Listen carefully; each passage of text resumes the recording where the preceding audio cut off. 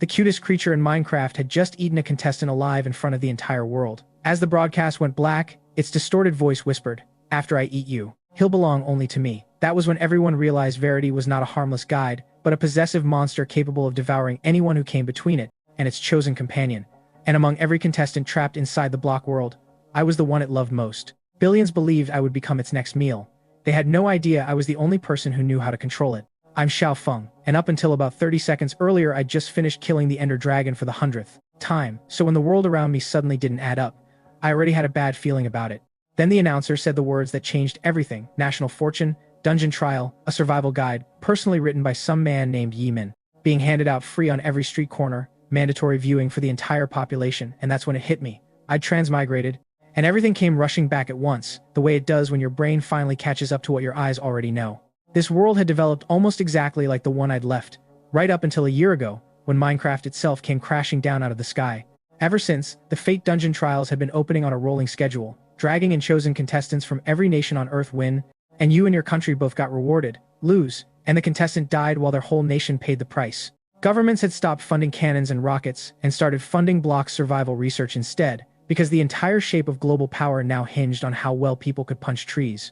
I grabbed one of the free guides off the street and read it cover to cover, and my stomach dropped, the expert consensus filling every page, painstakingly assembled by the world's brightest minds over 3 whole months, with stuff every Minecraft player already knew by heart: jump/crits, chop wood first, basic survival trivia, presented like sacred scripture because in this world, the game had never existed. Every scrap of knowledge in that book had been reverse-engineered after the dungeons arrived, which meant one thing: I was the only person on this entire planet who'd ever actually played the game. That's when the sky tore open. A thunderclap, then a massive pixelated gate hanging in the air, and out of it zombies, skeletons, creepers, one after another, block by block, while the whole street screamed. People were begging not to be picked, panicking about how soon the last trial had ended, praying for an easy dungeon this time. Anything to avoid another national punishment. Fear and dread everywhere I looked, but the trial didn't care how scared anyone was.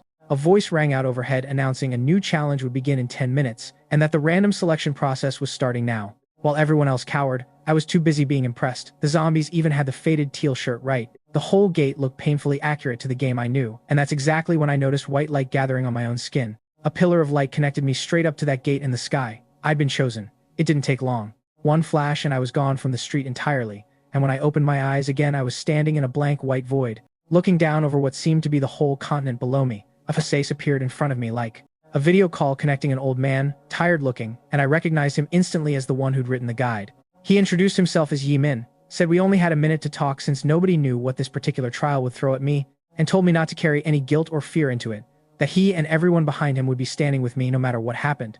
Then the call cut out, and a second guidebook appeared in my hands, a finer, more detailed version than the street copies, with a few recipes I hadn't seen in the first one. Nothing in it that I actually needed, since I'd had every recipe memorized for years, but something about his words sat warm in my chest anyway. For an ordinary person walking into something like this, that kind of reassurance would matter a lot. I wasn't ordinary though. I'd speedrun this game blind, modded and unmodded both, more times than I could count. And honestly, part of me couldn't wait to see what a real-life Minecraft speedrun looked like. I couldn't see what was happening outside the trial at the time. Everything I know about Kyushu Camp, the foreign command centers, and the other contestants came from broadcast archives, recorded communications, and post-trial debriefs I watched later. Those records were detailed enough that I could reconstruct most of those scenes, almost as if I'd been standing there myself. At Kyushu Camp, Yi Min let out a long breath the second our call ended and asked his assistant, Su Zheng, to pull everything they had on me. 5 minutes later, a full report landed on his desk. My age, my background, my history. 20 years old, barely into college. A kid who, from their point of view, should still have been enjoying his youth instead of carrying an entire nation's fate.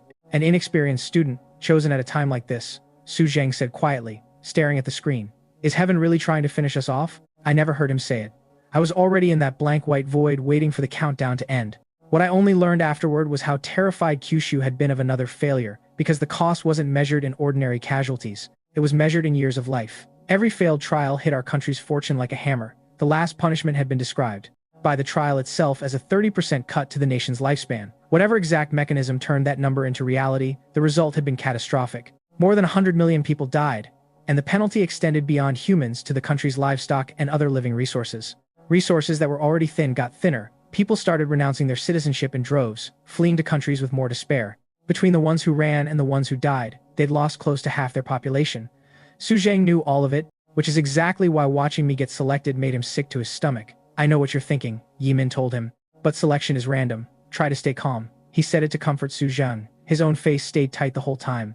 He knew better than anyone that Kyushu desperately needed a win, and he also knew there wasn't a single thing either of them could do about who got picked. Let's just hope this trial isn't too brutal, he said quietly. Let's hope he comes back alive. That was all he had left. A prayer. 10 minutes passed fast. The second contestant list went public worldwide. The internet exploded. Oh my god, our pick is him. He cleared that parkour gauntlet a while back. We're actually fine. Never done a trial before, but I heard our guy trained specifically for this top-tier talent. Trust the process. Must be nice. Ours is some random shut-in with zero experience. Bro, our contestant is 400 pounds. We are cooked. Is it too late to switch citizenship? When Kyushu got its first look at me on the public feed, the reaction matched Su Zheng's face exactly. This is who we pulled. A college student? Look how pale he is, and we're sending him into a block world. Handsome, sure, but this isn't a beauty pageant. How did we not pull anyone from our own training camp? Old man, are we actually going to survive this? No idea. Just hope we're still around to see tomorrow's sunrise. I had no clue any of that was happening. I was still floating in that white space, counting down the last of my 10 minutes. Then the countdown hit 0. Trial confirmed. You are about to enter the block world. Light swallowed everything. When it cleared, piece by piece, the world came into focus around me. Blocky. Clean-edged. Unmistakable. Finally, I said out loud, grinning like an idiot. Teal grass under my feet. A bright, blue block sky overhead. Sunflowers, with hard, geometric edges, turned toward the light. Pixelated tufts of tall grass scattered everywhere. Exactly how I remembered it. This was it. This was Minecraft. I took a breath. The air felt clean in a way that shouldn't have been possible. I used to think about this all the time, I said. What if I could actually step into this world someday? Never thought it would actually happen. I'd imagined it more times than I could count, usually in dreams, half-formed and gone by morning. This was real, and somehow it looked even better than anything I'd pictured. I reached down and tapped a grass block under my foot. Thud, thud, thud, thud.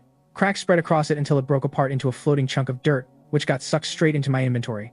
I pulled up the interface in my head. Status panel on the left, a 2x2 crafting grid on the right, a 36-slot inventory underneath. I grabbed the dirt block I just mined. Cool, slightly damp to the touch, but it didn't leave a speck on my hands.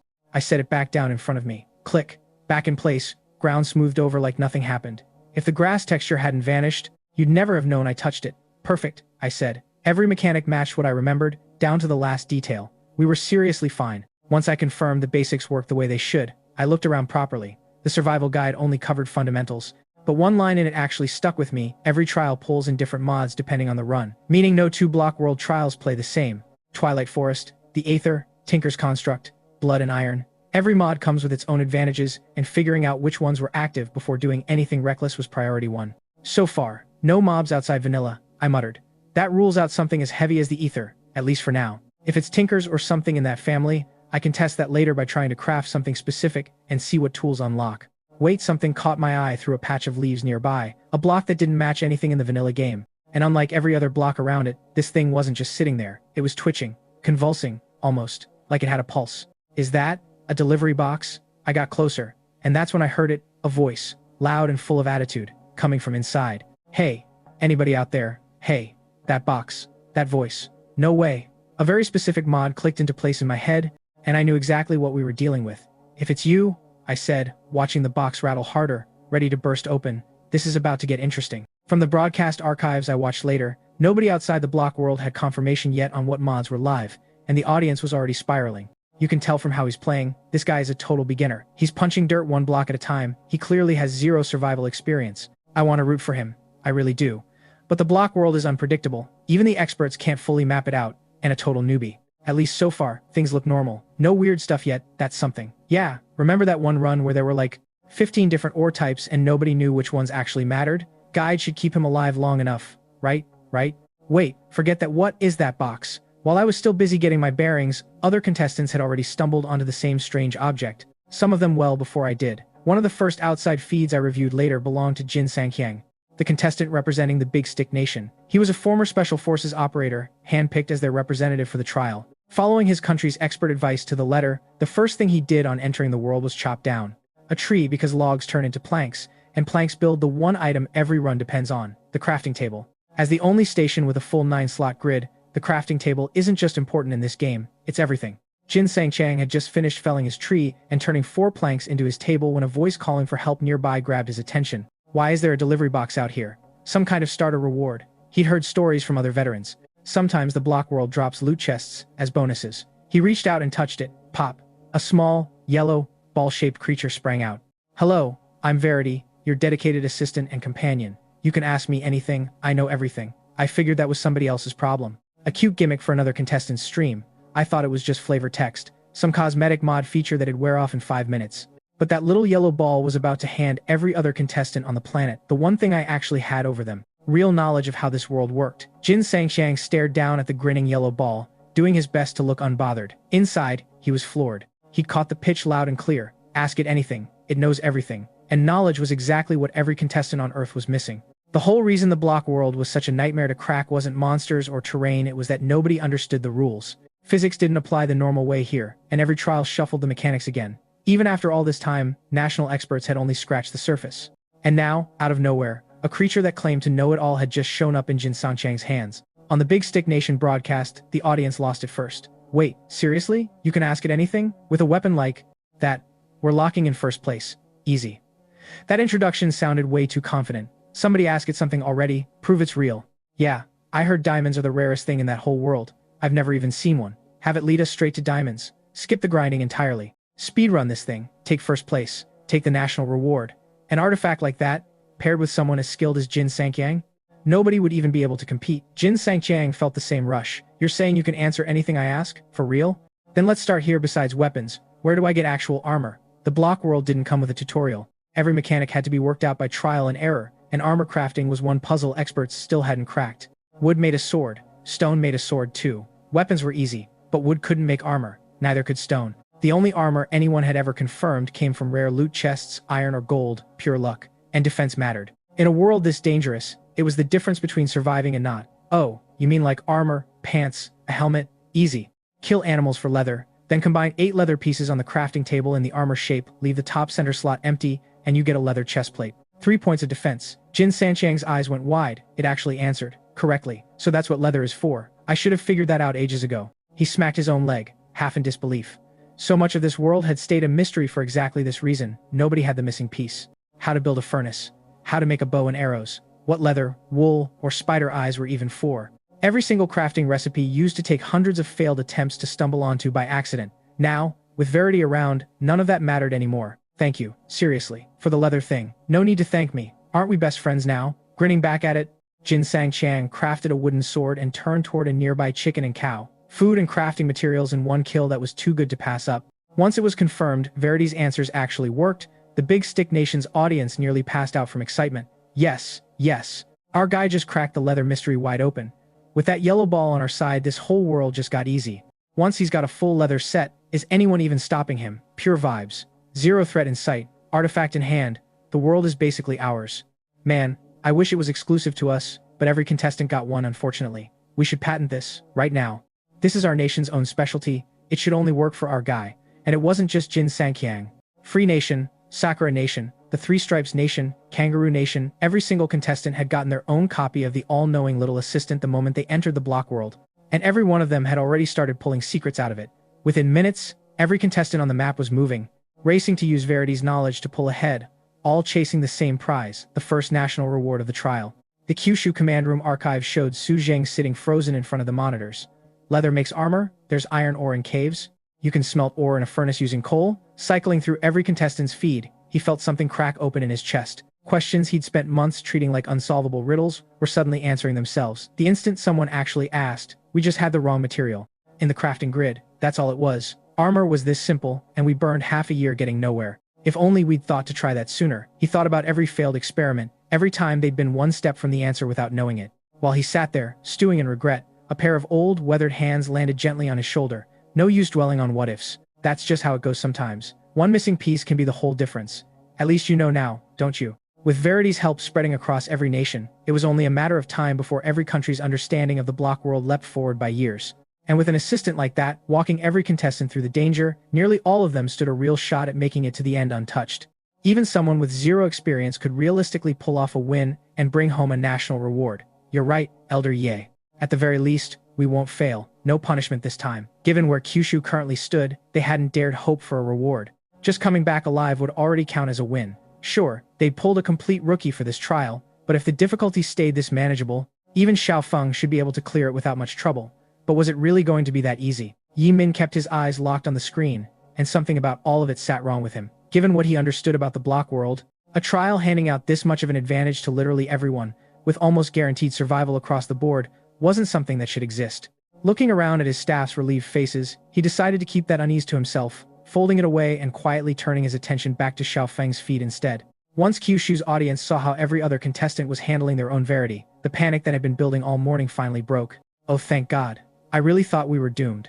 That little yellow ball is an actual artifact. I feel like even I could survive with that thing. Was the death toll getting so bad the show had to throw everyone a bone? Whatever the reason, no more punishments. With an all-knowing guide like that, Xiao Feng just needs to put in a little effort, and this is basically a free win. Wait, hold on, what is Xiao Feng even doing right now? I picked up my own delivery box a little while back, turned it over in my hands, and after a beat, cracked it open. Same intro, same grinning yellow ball. Everyone assumed I'd do exactly what every other contestant on the planet was doing right now. Fire off questions, grab the free intel, and get to work. With every single viewer watching, I did something nobody saw coming. I sat down and started chatting with it right across from the grinning yellow ball. Everyone else was busy interrogating for crafting recipes. I thought that was a strange move to make with the whole world watching. Turns out it was the exact opposite of strange. Because the second I got a good look at what Verity actually was, I knew sitting down and being nice to it wasn't some throwaway bit. It was the entire strategy. I cracked open my own delivery box, and there it was, no surprises. Same grinning little yellow bean, just polished up a bit compared to the game version. Less block texture, more like a plush emoji brought to life. Your Verity? That's right, I'm your assistant and companion, Verity. Confirmed. My gut had called it exactly right, and I couldn't help grinning back, because I knew precisely what kind of mod I was looking at. Don't let the cute face fool you. That cheerful little grin is a costume stretched over something genuinely horrifying underneath. Treat Verity like a tool, use it, take from it, never give anything back, and you unlock its worst side. Obsessive. Possessive. The kind of thing that hunts you to the ends of the earth and never, ever lets go. But treat it like a real friend, actually invest in it, and it gives back in kind, real warmth, and rewards to match. I'd figured all of this out the instant I saw its face, and I already knew exactly how I was going to play this. Beautiful day out, isn't it? I said, not bothering to touch a single tree. I just sat down right across from the little yellow bean instead. Oh, is it? What makes it beautiful? Getting to meet my new best friend, obviously. Look at you. You're adorable. You have a tongue. Unbelievable. And that smile never quits, does it? Verity's grin stretched even wider at that, practically glowing with how genuine my greeting was. Every day you're around lasts twice as long. Somehow, it said. It was eating this up, loving every second of it. Which was more than I could say for everyone watching the broadcast. Bro, what are you even doing right now? A quick hello I get. But best friend? Already? You're complimenting its tongue? Something feels off about this whole vibe. Yeah, sure, it's cute, but is now really the time? The block world is dangerous. Go make some gear already. Daytime's the safe window. What's the plan for when the zombies show up tonight? Food's about to become a real problem too, and you're just chatting? The trial had barely started. Every second mattered right now. Every contestant on the map was racing to stockpile gear and supplies before the sun went down. Because whoever pulled ahead early would keep that lead the whole way through. And a bigger lead meant a bigger national reward at the end. Meanwhile, I hadn't even collected my first plank of wood. Foreign audiences didn't hold back. This has to be a joke, right? They picked an idiot for this trial. Finally got the good luck box and he's using it to make small talk. Telling a game item it's cute bro's never gonna live this down. It's an item. Getting emotionally attached to it already? Rough life over there in Kyushu. Thought the giant lizard guy was the dumbest pick out there. Guess not. Meanwhile, our guy's already got a full leather chestplate done. Couldn't be us. Doesn't even know how to use the artifact he was handed. Deserves whatever happens next. Absolutely brainless. Peak stupidity. Another archive I watched later came from the Big Stick Nation's strategy division, the counterpart to Kyushu Camp. The man running the operation, Piao-en, was laughing so hard his face was shaking. Watching my feed on the big screen, he couldn't stop. Far as he was concerned, the little yellow ball only did one job: get people caught up fast on how the block world worked. A crash course companion, useful right at the start and nothing more. The correct move was to milk it for information and move on, not waste precious daylight on it. What kind of player wastes time chatting up a tutorial? It's not like the thing's gonna start handing out free loot. Professor Lee, back me up here. He turned to the expert standing next to him. Professor Lee shook his head. Given everything we know about the block world, the fact that a tutorial system exists at all is already bizarre enough. Hundreds of contestants in that world right now, and not one of them has triggered any mechanic beyond basic Q&A. No resource drops, nothing. He gave a dry, mocking laugh. So no, this isn't strategy. The kid's just goofing off. Even the 400-pound contestant everyone had written off earlier had a wood axe in hand by now, chopping trees under Verity's guidance. Meanwhile, I hadn't touched a single plank since the match started. He's going to regret this, and soon. Back in Kyushu's archived command room footage, every staff member had their eyes locked on my feed, hearts sinking a little more with every minute I spent just sitting there talking. Instructor Sue, are we seriously just going to watch this play out? The vibe's nice and all, but it's not doing anything for us. The big stick contestant's basically finished his armor set already, and ours hasn't touched a tree. We finally got a good trial. And he's blowing it right in front of us. Listening to his staff spiral, Su Zheng wasn't feeling much steadier himself. A once-in-a-lifetime easy trial, and his contestant had checked out before it even began. Elder Ye, Xiao Feng, he, went looking for Ye Min, worry written all over his face. The old man just waved a hand. That's enough. Xiao Feng made his choice. And I already told you we're his backbone, no matter what. We trust him. He said it with conviction. Inside, he wasn't nearly as settled. None of this lined up with what he'd expect. The call had gone fine. The survival guide had made it crystal clear, no matter what shifted trial to trial. Chopping the first tree was step one for every contestant. Nothing in the intel they'd gathered on me suggested I had some kind of unusual habit that would explain this. He sighed and switched over to check on another contestant's feed instead, trying to get a wider read on the block world. That's when Su Zheng's eyes snapped back to the screen, and his voice came out shaking. Elder Ye, I think I'm seeing things. That thing it actually just gave Xiao Feng supplies. By this point, I'd spent enough time with the little yellow bean to understand it. A lot better than when I first sat down. Compared to how it worked in the game, this version felt sharper, more deliberate. And that possessive, obsessive streak underneath the cute exterior ran even deeper here than it ever had on a screen. Case in point, I'd mentioned, just in passing, that I used to have a cat back home that looked kind of like Verity. Cute little thing. Verity's smile dropped instantly. If I hadn't been standing in the middle of the block world, I'd have genuinely worried it was about to hunt that cat down and eat it. The good news keep its favor high, and it opens up. Gives real help.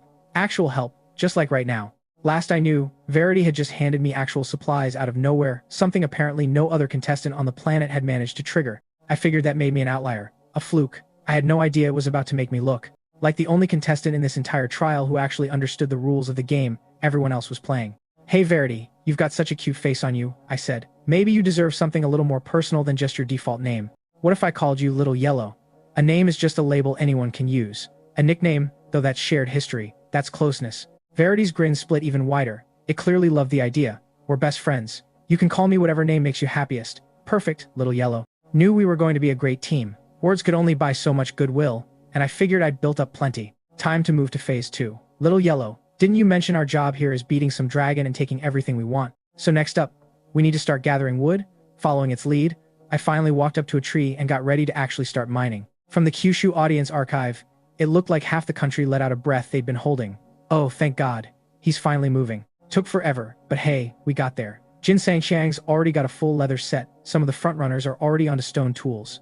Whatever, as long as he actually clears this thing eventually. Slow is fine. At a normal pace, he should still get 10 logs today. That's 40 planks should be enough to scrape by. I put my hand against the trunk and started hitting it. Honestly, kind of a wild experience. Each hit landed clean, no real effort behind it, and cracks still spread across the wood like it weighed nothing. A full minute of steady hits later snap. A little miniature log dropped out and got sucked straight into my inventory. The rest of the tree just kept standing there, hollowed out, defying physics without a second thought. Doesn't look like much on a screen. Actually doing it is a workout. I couldn't help complaining a little once I had the log in hand. Turns out I wasn't Steve. No superhuman arms built for punching through obsidian.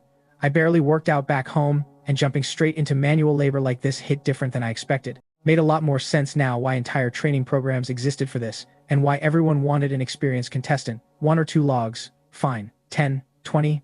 Wood was going to be everywhere in my crafting future, and without the stamina to back it up, my pace was going to tank fast. Playing a game on a screen really doesn't prepare you for the real thing. Verity picked up on the fatigue immediately. Hey, my friend, looks like you got your first log.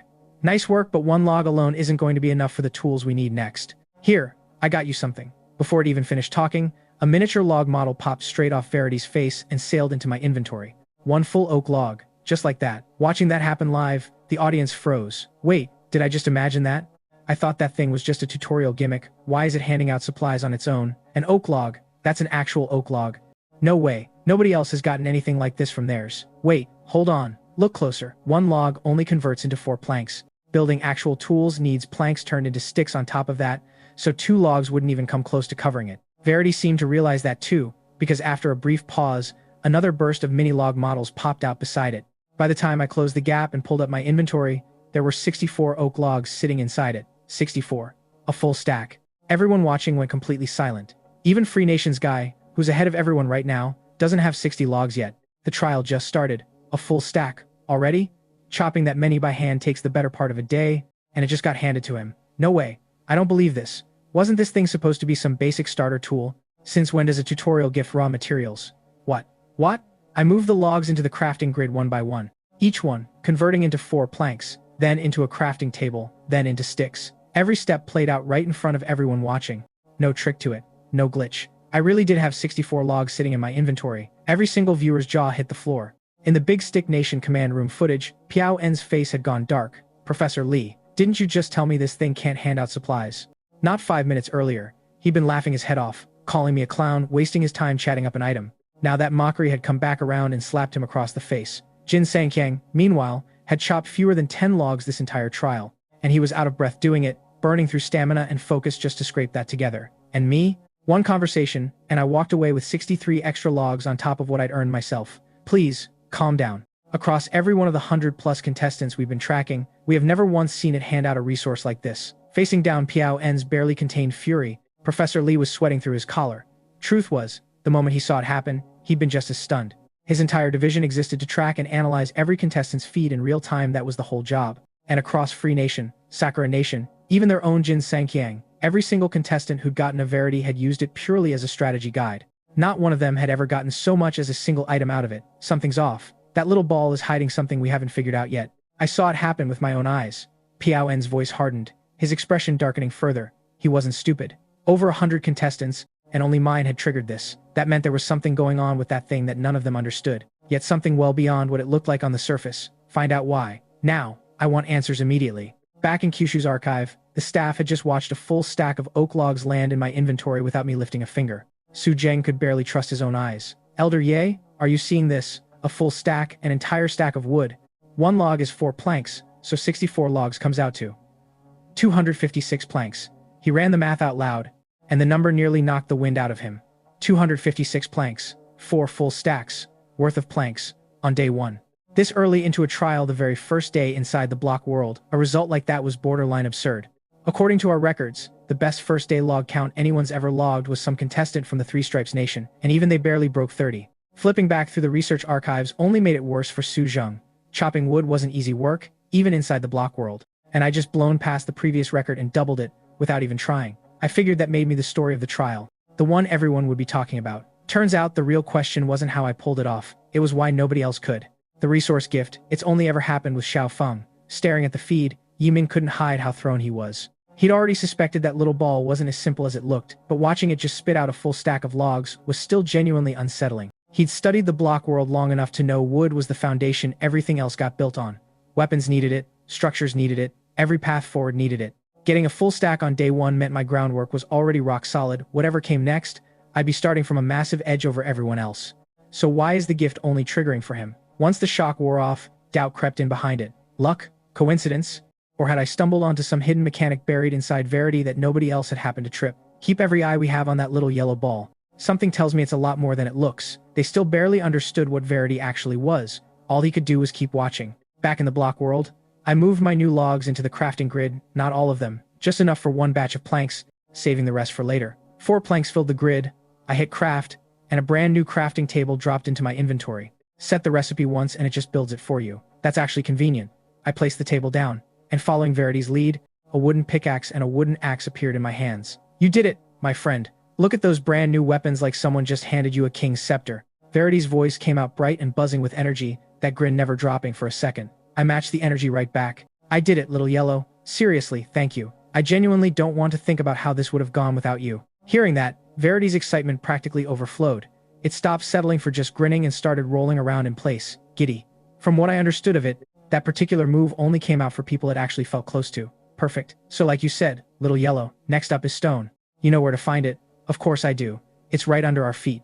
Break the ground open with your new pickaxe. I can't wait to see you decked out in your next set of gear. Wood was handled. Time for the Stone Age. Mining eats time and stamina both. And while I got to work breaking ground with Verity right beside me, things looked a lot different for everyone else. The Free Nation archive showed their contestant, a young guy named Mark, a former extreme sports athlete pulled into the Block World Trials, now on his second run through a survival game like this one. Having actual experience from his first trial, Mark blew through a full set of wooden gear almost immediately. Like everyone else, he cracked open his delivery box and got in his own Verity. Unlike me, he found the constant chatter next to his ear flat out annoying. Hey, buddy, chopping wood, huh? That's right, wood. Did you know each ring in the grain marks a year it spent growing? Ever heard that one? There's coal, about 300 meters to the left. Want to go check it out? They Say that stuff's basically the compressed remains of living things from hundreds of thousands of years ago. Kind of romantic? If you think about it, us meeting it all these years later. Mark ignored every word of it, finished collecting 18 logs, then turned around, pulled out his crafting table, and knocked out a wooden pickaxe and sword. Nice new weapon you've got there. Let me guess, who are you planning on protecting with it? Seeing the little yellow ball pop up in front of him again, Mark's patience snapped. Oh my god. Yes, I know exactly where the stone is. What I want to know is when you're going to shut that disgusting yellow mouth of yours. You think you know this game? I don't need you teaching me anything. Get out of my way. I'm going to go kill some cows. His first run through the block world had gone well enough that Mark had gotten cocky, convinced he already understood most of what mattered here. Verity wasn't worth his time as far as he was concerned. Getting cursed out like that, Verity's grin visibly dropped for the first time. You're telling me to get out of your way? I genuinely can't believe you just said that. I don't love those cows.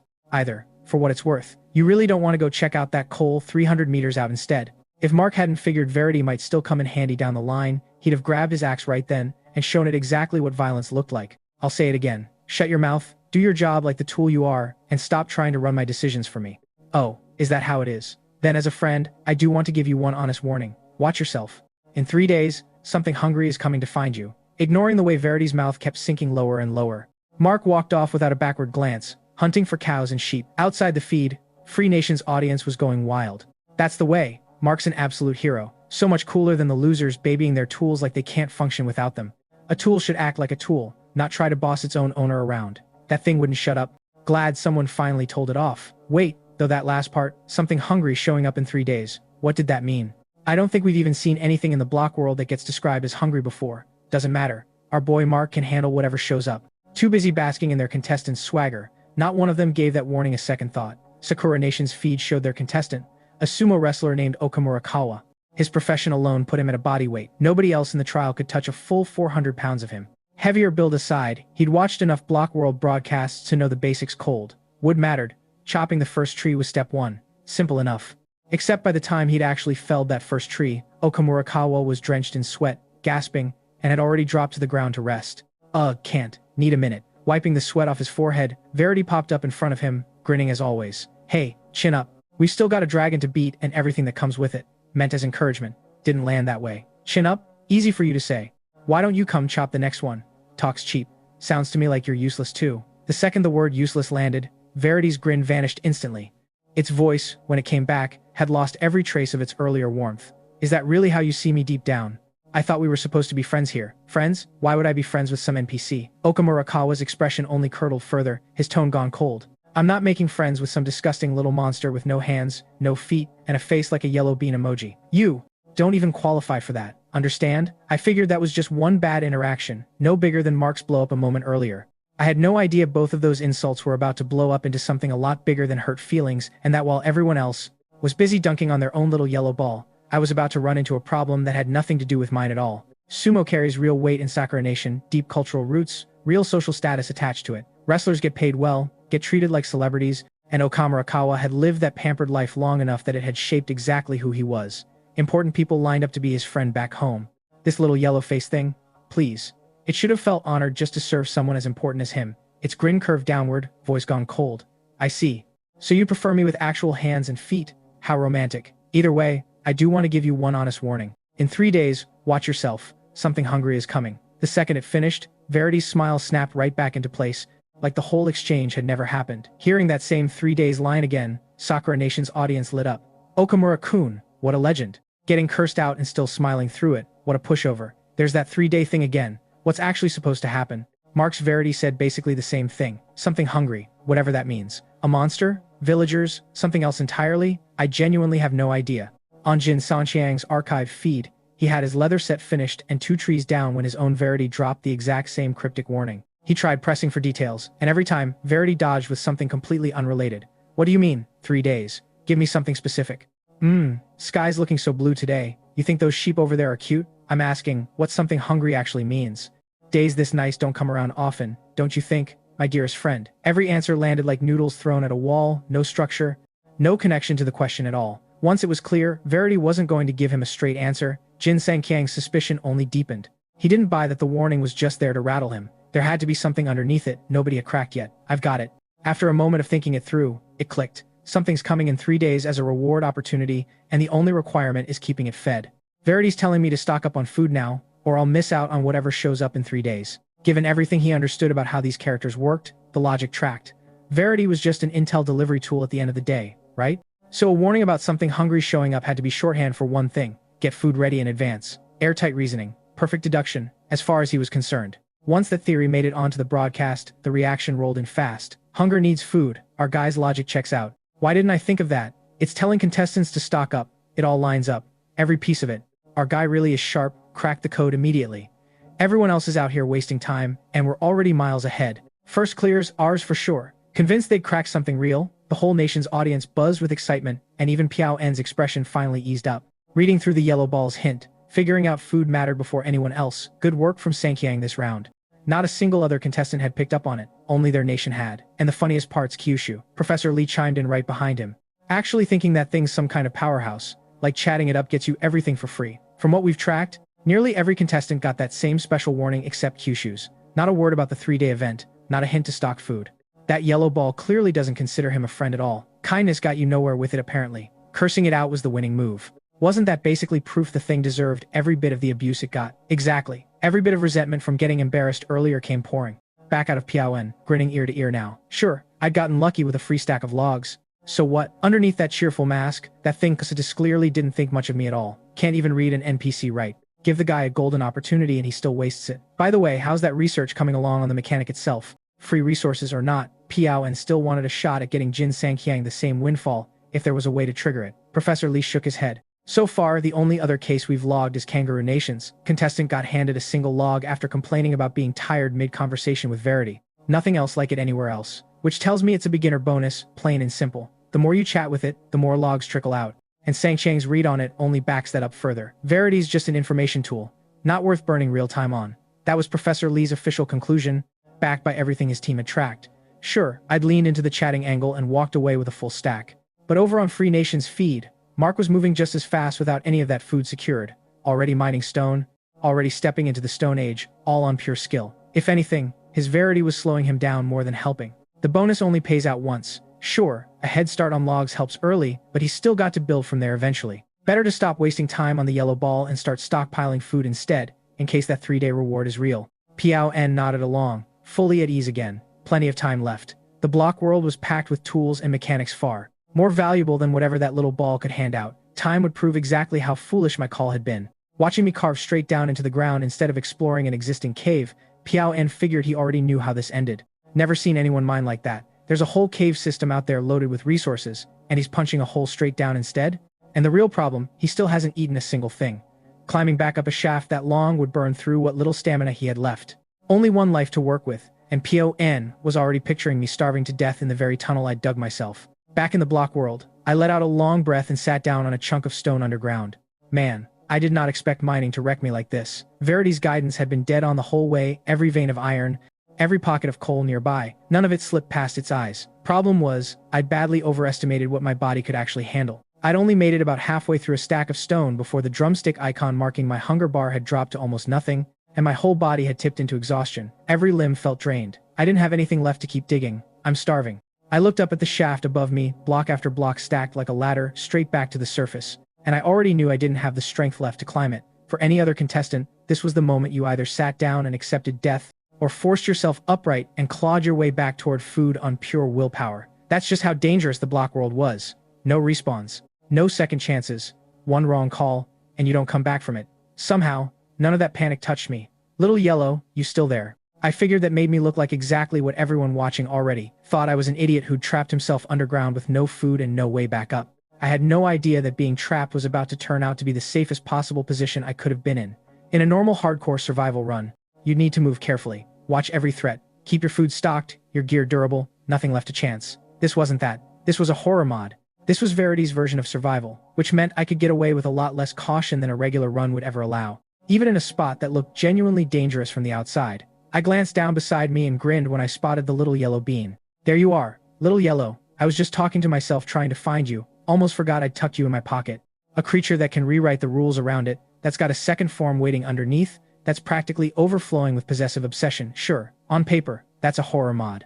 But keep it happy, and what do you actually call that? Every red flag flips into an asset. On-demand help, anywhere, anytime. Power that might as well be creative mode.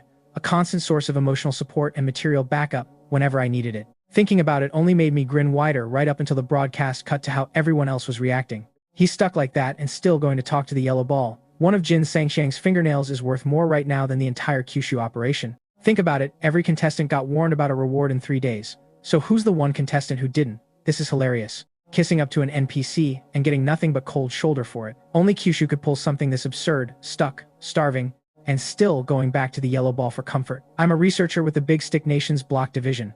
Professor Lee already confirmed it, the log drop was nothing but a beginner tutorial bonus. What is the little yellow monster gonna magic up food for him next? Mockery rolled in from every direction, nation after nation piling on. The expert consensus had basically closed the case already. The logs were a fluke. Verity liked getting insulted. Beyond that, it did nothing. Back in Kyushu's command room archive, Su Zheng's face had gone complicated too. Elder Yi, Professor Lee really did lay it out the log bonus tracks with how much a contestant talks to Verity, pure beginner incentive. His reasoning held up, I couldn't poke a hole in it even if I tried. But right now, Xiao Feng followed its lead straight into exhaustion, and now he's stuck at the bottom of a mine shaft. He started to say more, then stopped himself. I was Kyushu's contestant, so of course Su Zheng wanted to trust me completely. But stacking that instinct against what the other camps were saying, and against what I was actually doing on screen looking like a cowardly pushover with no judgment of my own, led into a hole by an NPC and left there to die. He genuinely didn't know how to respond to any of it. Xiao Feng can't actually end up as the first contestant to starve to death because he trusted Verity too much, can he? Just thinking about it made Su Zheng's stomach turn. A national fortune punishment, he could live with that. Dying like this, pathetic, avoidable, humiliating, that was a different kind of unbearable. Don't let the noise out there get to you, kid. Yi Min waved a hand, steady as ever. Whatever the other experts were saying, he had no interest in listening. The longer he watched, the more convinced he became that Verity wasn't just some glorified hint system. That warning, the one every single contestant seemed to get, out of nowhere, with no clear trigger, kept nagging at him. My guess is, Xiao Feng never got that 3-day warning because he was being frozen out like everyone's saying. Look at what it's already done. It handed him a full stack of logs. Why would food be off the table? Under Yi Min's steady, aging gaze, Verity's grin stretched wide, its voice coming out warm and bright. Don't worry, I'm never going anywhere. That was it. That was the whole line. And then, without any real warning, a burst of miniature item models appeared and sailed straight into my inventory, sucked in before I even registered what was happening. I only noticed once I pulled the interface up myself, sitting right at the top of my inventory, 10 golden, gleaming carrots, not potatoes, not raw beef, not raw mutton, golden carrots, crafted from actual gold nuggets, rare, expensive. The kind of item you basically never see this early in a run. Whoa, buddy, even I did a double take, staring at the carrots sitting in my inventory like I hadn't quite processed it. I'd figured, at best, I might get handed some wheat or bread enough to take the edge off. It was still day one. My affection score with it couldn't possibly be high enough for anything premium yet, or so I'd assumed. One sentence. That's all it took. No hesitation at all. 10 golden carrots, just like that. I looked over at Verity and felt my whole read on it shift again. Horror mod. This felt more like a cheat code for lazy survival. From the outside feeds I reviewed later, everything went quiet. Every single feed locked onto those 10 golden carrots sitting in my inventory, and it took a full minute before anyone actually processed what they were looking at. What?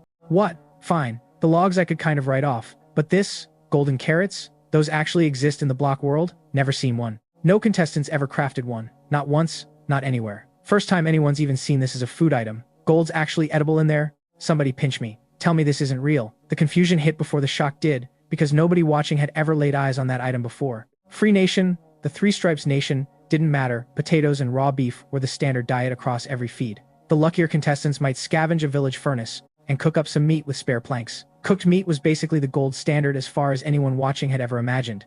And now there were literal golden carrots sitting in my inventory. Hungry as I was, I didn't waste the moment. I thanked Little Yellow, threw in a compliment for good measure, and bit straight into one without a second thought.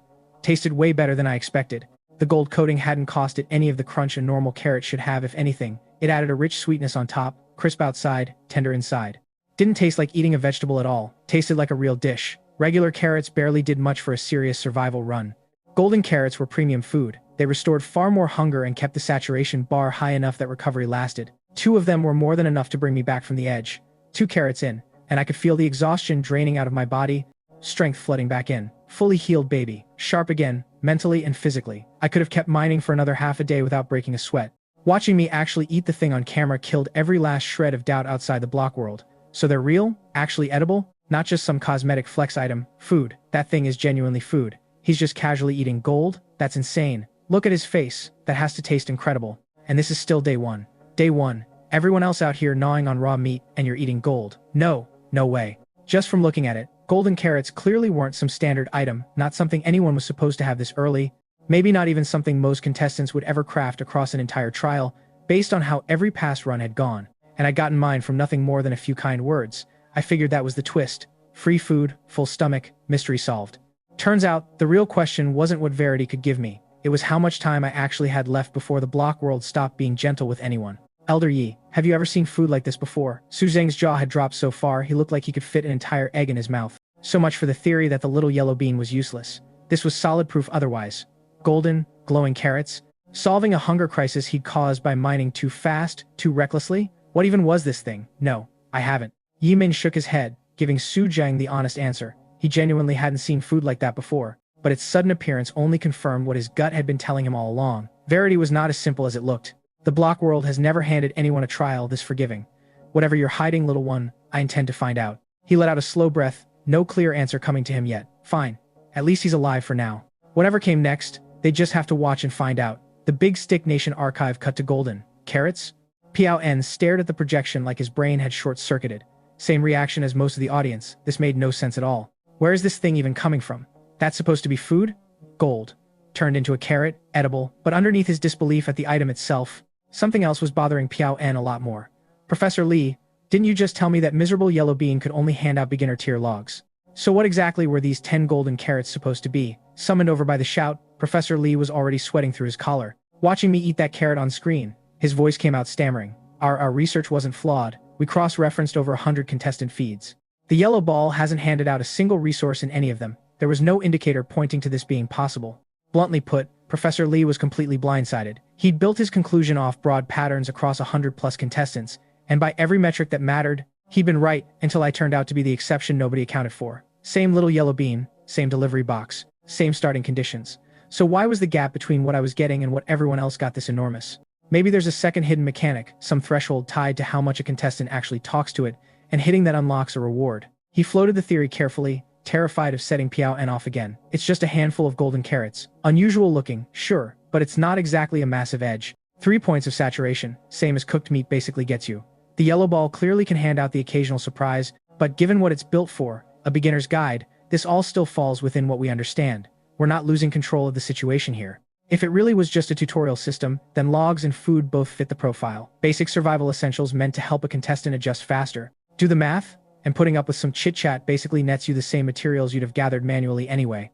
And regardless golden carrots or not, our Sanchang already has a full leather set and every basic resource locked down. Taking everything into account, we're still in the lead pack, way ahead of Xiaofeng.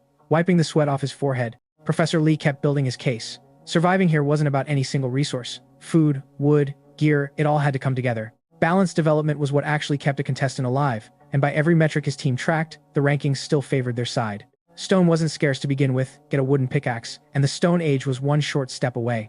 Plenty of contestants were already ditching wooden tools the second they broke, in favor of stronger stone equivalents. With Verity's help spread roughly evenly across the board, most contestants were developing at a similar pace, which meant a fully geared, leather-clad Jin Sangqiang held every advantage that actually mattered.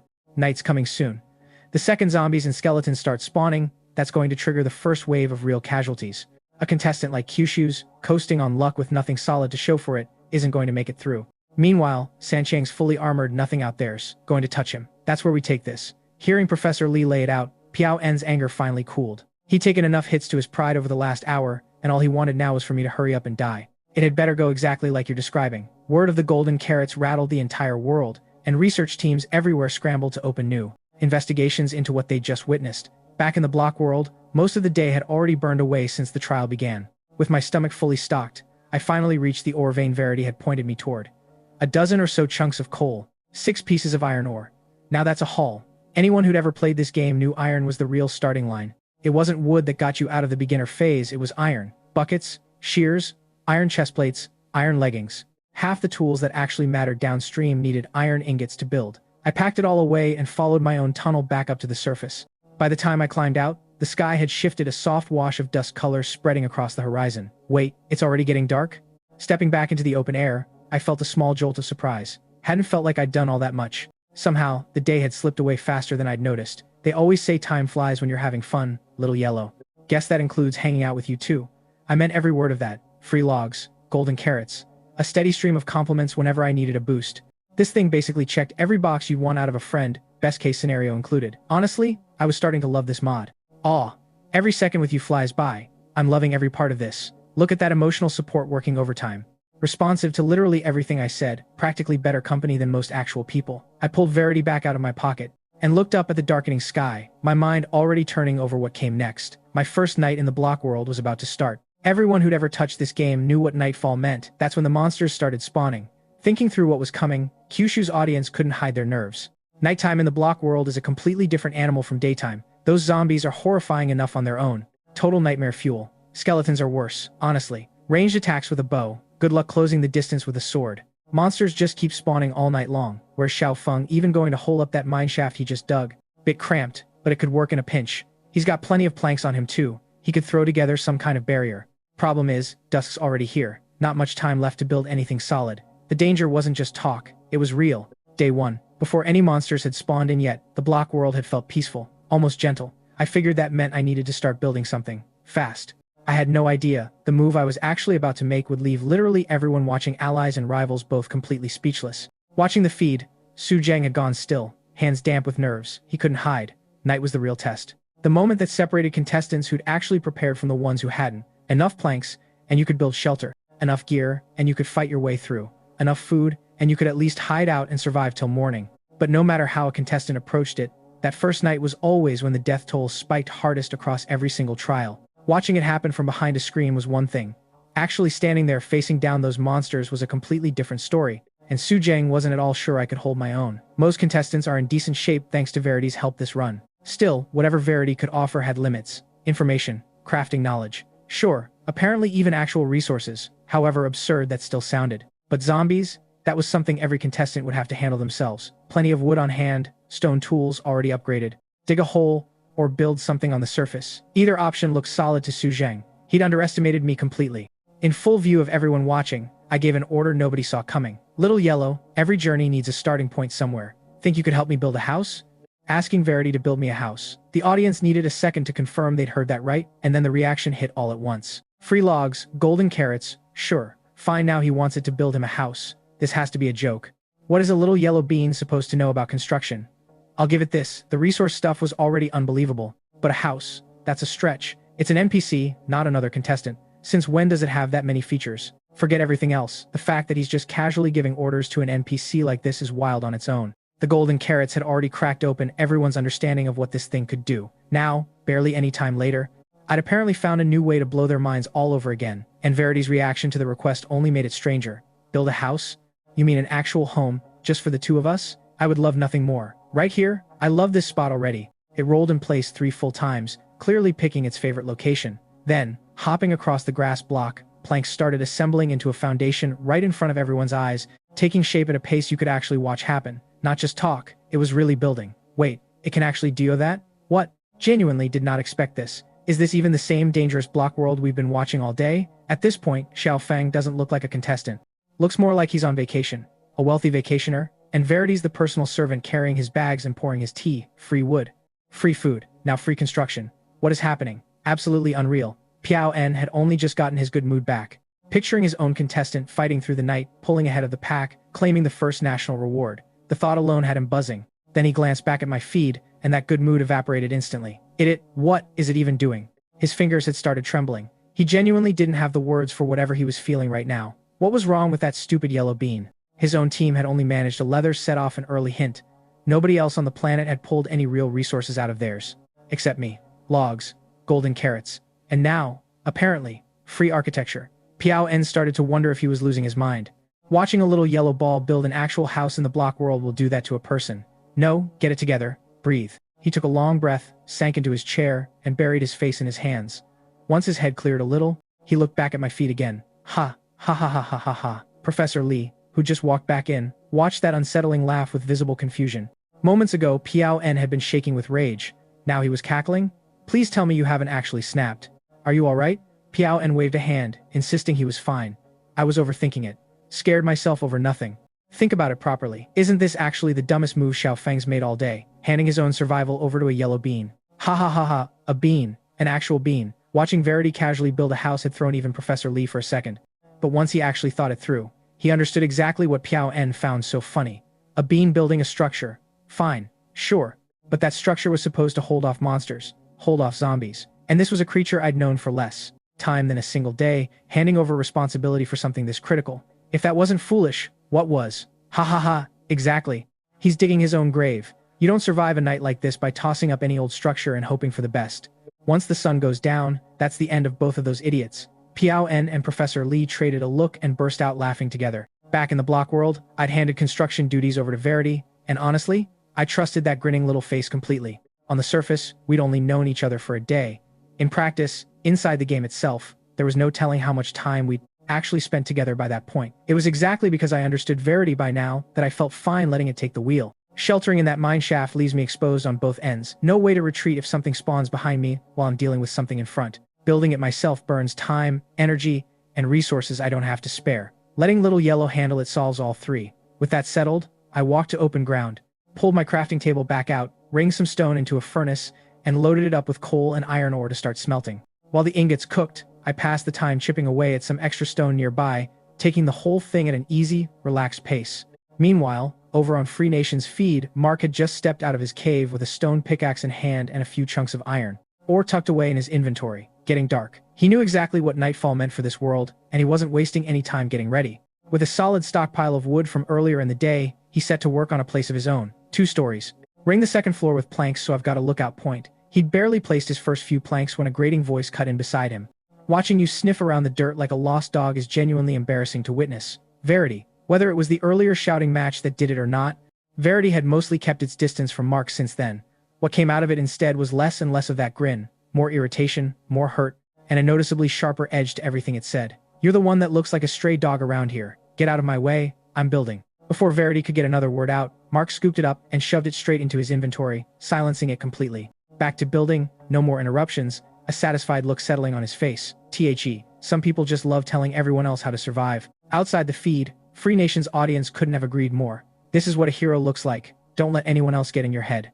You're the best out there, no contest. Exactly. Meanwhile, some people can't even build their own shelter without outsourcing it. Getting a few golden carrots doesn't make that thing a god. Come on, we don't need any of that. Mark's always been the independent one. Your life is your own responsibility. Building it yourself is the only way to actually stay safe. Once night hits, certain people are going to regret every decision they just made. I figured the joke was on me, at least as far as the world outside was concerned. Turns out I wasn't the only contestant about to prove that theory wrong or the only one about to prove it painfully right. Later, Sakura Nation footage showed Okamura finally wrapping up his first full day, stopping and starting his way through it with visible exhaustion. In his inventory, 20 planks, a stone axe, a stone pickaxe, 1 crafting table. Not the worst haul out of 100+ contestants. Not the best either. That's not going to be nearly enough to build anything. He wiped the sweat off his forehead, breathing hard.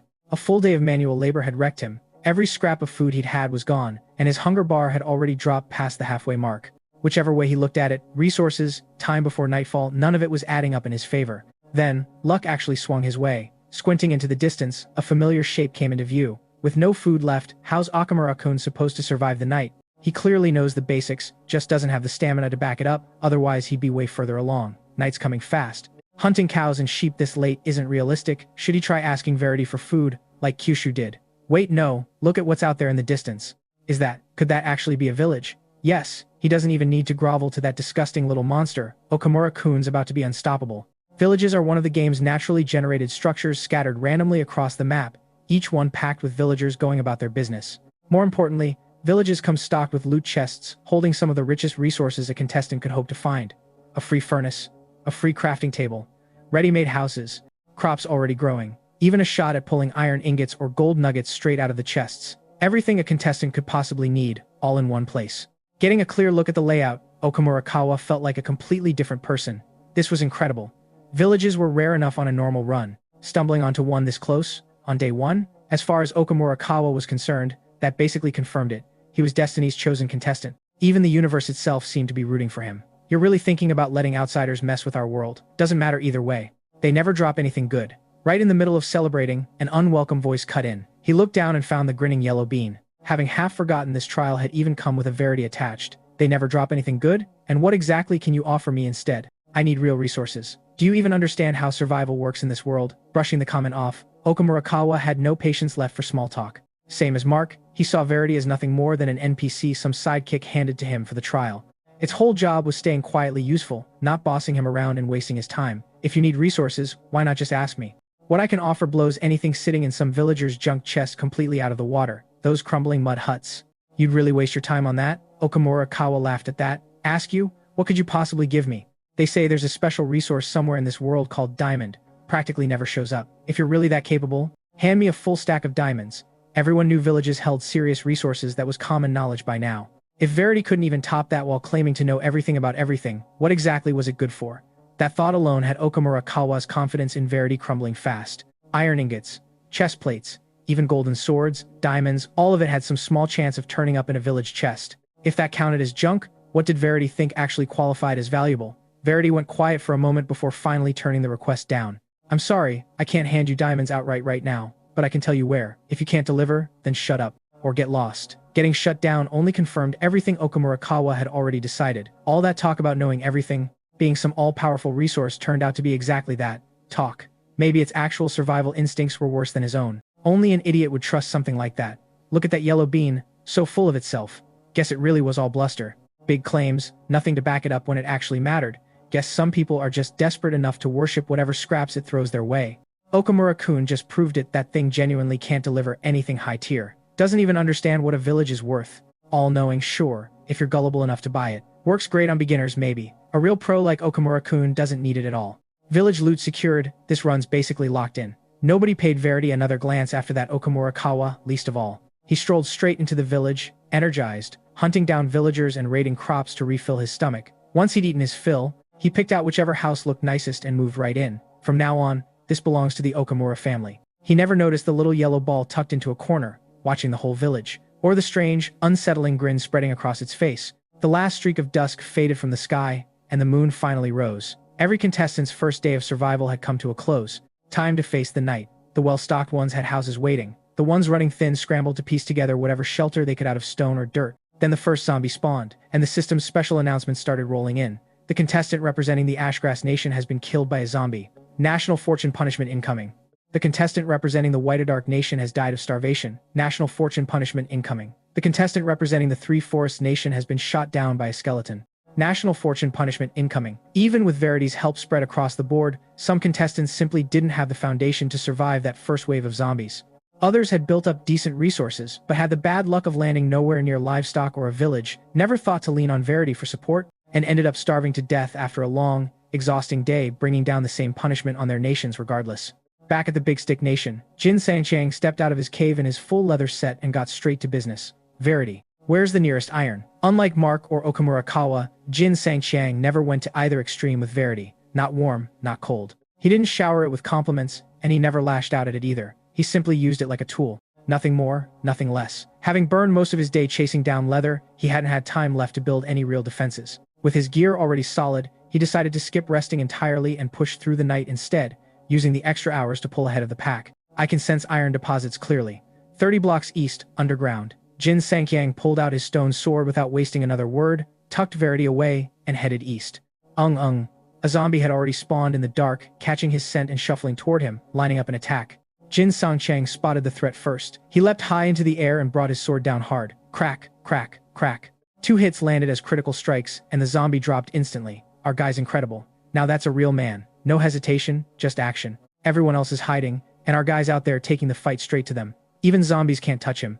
Guess grinding out that gear early really did pay off. This is exactly why real men don't hand everything off to someone else. See, this is what it actually looks like to know how to use Verity right. Sangchang gets it. I figured that made his approach the safe, obviously correct one, compared to whatever I was doing. Turns out, correct and safe weren't the same thing at all. Not in a world where the real danger doesn't always announce itself with a groan and a shuffle. Zombie after zombie dropped under Jin Sangchang's blade, and watching the kill feed roll in, Piao En nodded along, satisfied. Using Verity without leaning on it completely, that's the smart play. Sangchang's handling this exactly right. Going all in on Verity, the way I had, that was a cardinal sin as far as he was concerned. Okamurakawa had already proven it too, sure. Verity might have some hidden mechanics nobody fully understood yet, but it clearly couldn't just hand over top-tier resources on request. Whatever help it could give had limits, might even be some kind of trap built into the trial itself, but things like a full leather set, or pointing straight to a vein of iron, that was real, tangible help. which meant, as far as Piao En saw it, going all in on Verity was a mistake and ignoring it completely was just as bad. Jin Sanchang's middle ground approach was the one actually working. Watching him fight through the night only reinforced it. Mark wouldn't even face a zombie head-on, hiding behind walls instead.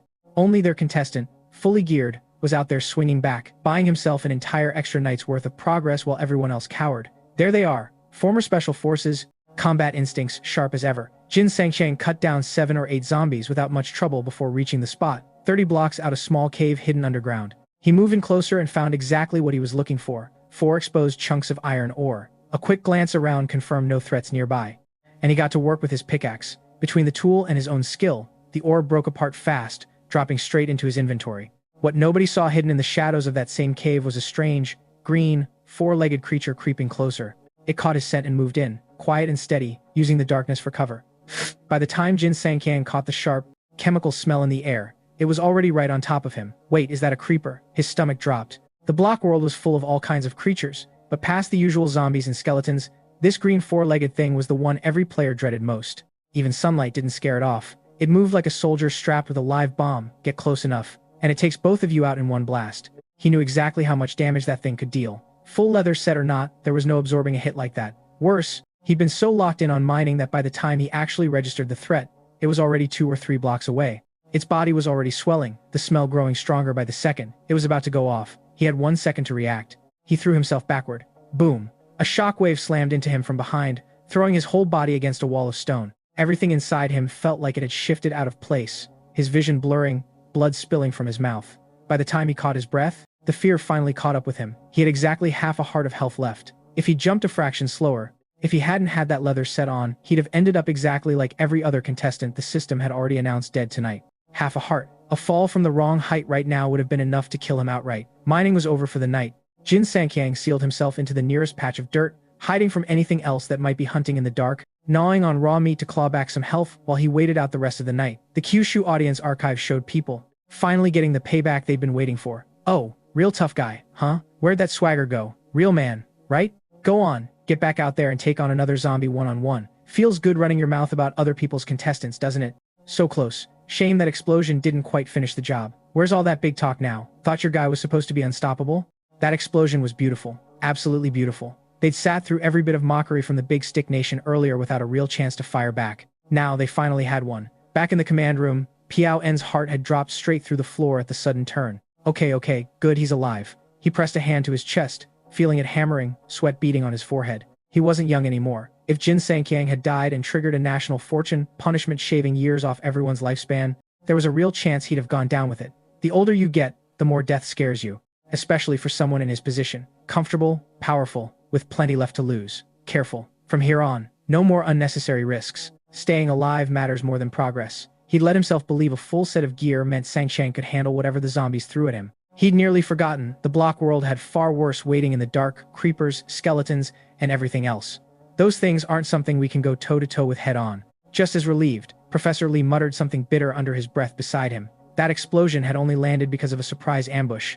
Under normal circumstances, Jin Sangkiang wouldn't have been caught like that. Still, if even our fully equipped Sangkiang nearly got himself killed out there, that means the guy trying to get Verity to build him a house is definitely already dead. Has to be. He traded a glance with Piao En, and without needing to say it out loud, they both switched over to check my feed, ready for a laugh. Factor in what happened with Okamura Kawa, and it's pretty clear Verity's willing to lie about what it can actually do. It's not nearly as all-knowing as it claims. My guess is whatever house it threw together for him is falling apart at the seams. Riddled with holes. That confident theory died the instant the feed switched over. No collapsing shack, no holes anywhere in sight. Instead, a wide, sprawling home, genuinely impressive in scale. Built from some material neither of them could immediately place, walls and pillars gleaming white, glass panels forming the exterior so you could see straight through the outside. A coffee table built from wooden ladder rungs. A rug-draped sofa. Nothing sloppy about it anywhere. This was a full-blown luxury build, quality and style both maxed out. And there I was, sitting inside it, chatting away with Verity, casually watching the zombies shuffle around outside through the glass like it was dinner theater. Piao En felt something tighten in his chest, a pressure he couldn't seem to release. How is this fair? His own contestant had ground through an entire exhausting day, nearly gotten blown to pieces, and was now hiding in a dirt hole praying nothing else found him. Every second spent terrified, something else was lurking nearby. And me. Since the second I stepped into the block world, I hadn't stopped acting like I was on vacation with Verity as my personal tour guide. I hadn't put in a fraction of the effort or sweat Jin Sangkyang had. Mining was about the only real work I'd done all day, and even that had come with a full staff of support. Effort for effort, sweat for sweat, I hadn't earned half of what Sangkyang had put in. Don't get worked up over it, sir. Look at it this way, if Xiao Feng got Verity to build him a house, then something clicked behind Professor Li's eyes, and his expression shifted fast. Night had only just started. If Jin Sangkyang couldn't get out and explore, he'd need another angle to work with, and someone as sharp as him would surely think to try leaning on Verity himself. Piao En slammed the table, practically shouting his next line. That's exactly it. There's no way a house that gorgeous should be exclusive to Kyushu. Get Verity to tear that thing down and split it with Sangkyang.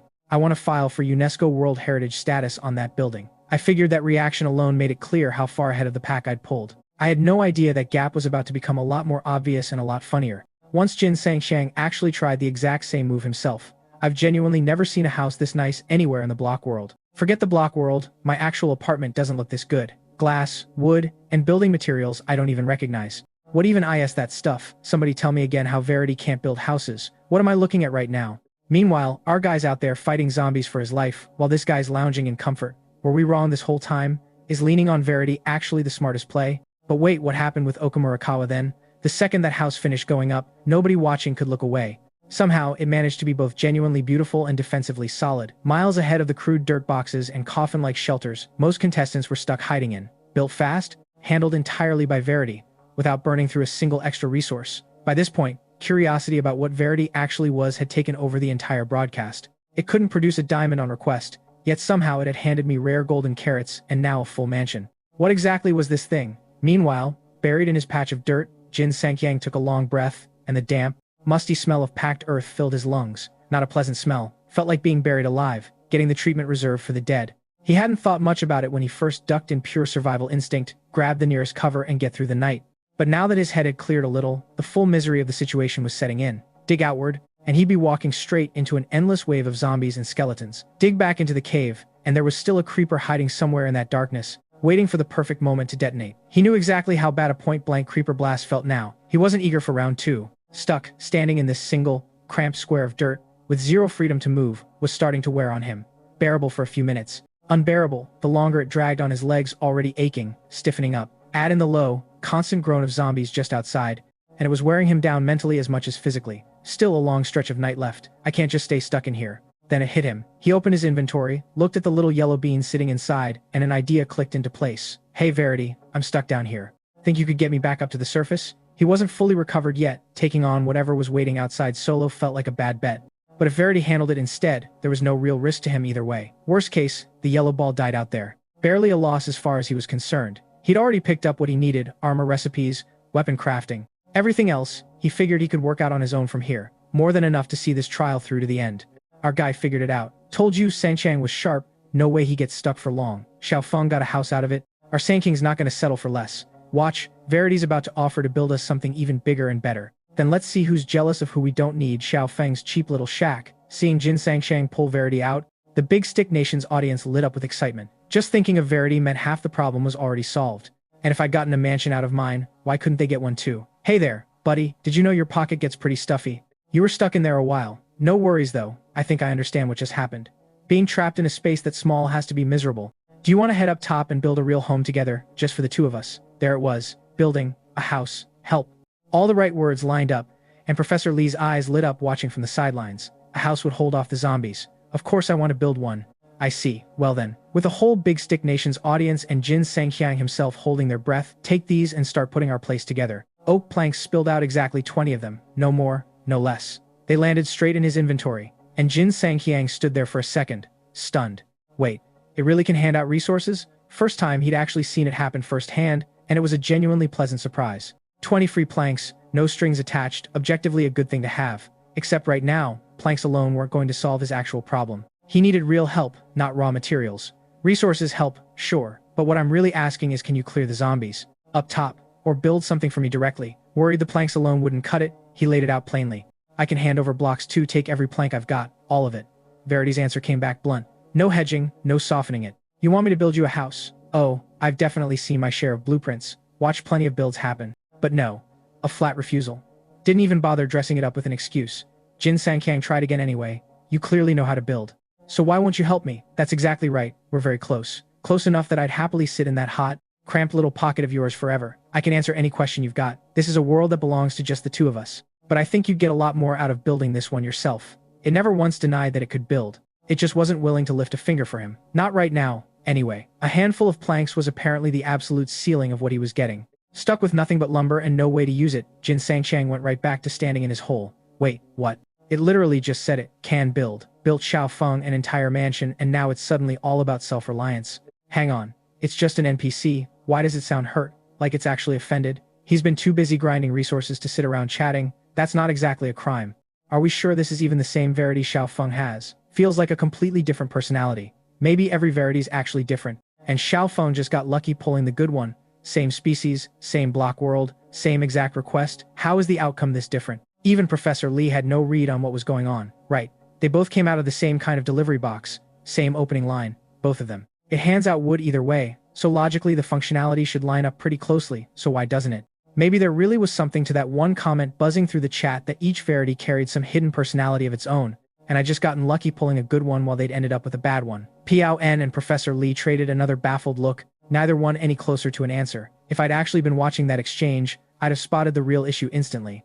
I figured they'd chalk it up to bad luck and move on. I had no idea Kyushu was about to work out the actual answer, before I ever said a word about it myself, and that the real explanation ran a lot deeper than anyone watching had guessed. So it turns out, only our Verity is this powerful. Truth was, back when Verity first started building my house, Su Jiang had been genuinely worried. How was a yellow bean supposed to build anything? Same instinct as most of the audience. If it really could build, surely Xiao Feng would need to be directing it, or handing over way more resources than he actually had. And the foundation had gone up huge, which raised an obvious problem. Zombies. Not the ones outside the walls, the ones that could spawn inside them. The block world runs on strange rules.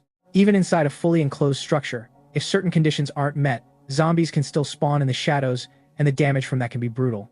One contestant, in an earlier trial, had built too large a house without accounting for it. Sunlight never reached the interior, and the place quietly turned into a monster factory. He died an ugly death, and it became a cautionary tale nobody forgot. Ever since, no contestant dared attempt a large-scale build in the block world, terrified of exactly that kind of ambush. Somehow, Verity had never worried about any of it, almost like it had planned for the risk from the start. Not only was the glass paneling generous and open, it had tucked glowstone into gaps in the flooring too. That stone gives off natural light, brighter even than a torch. Combined with the glass exterior, the whole place glowed gold, making it look even more stunning than it already was. With glowstone lighting the interior, zombies had no way to spawn inside. The perfect block world villa, exactly as anyone would dream one up. Genuinely gorgeous. A work of art. Now, compare that to a certain someone else.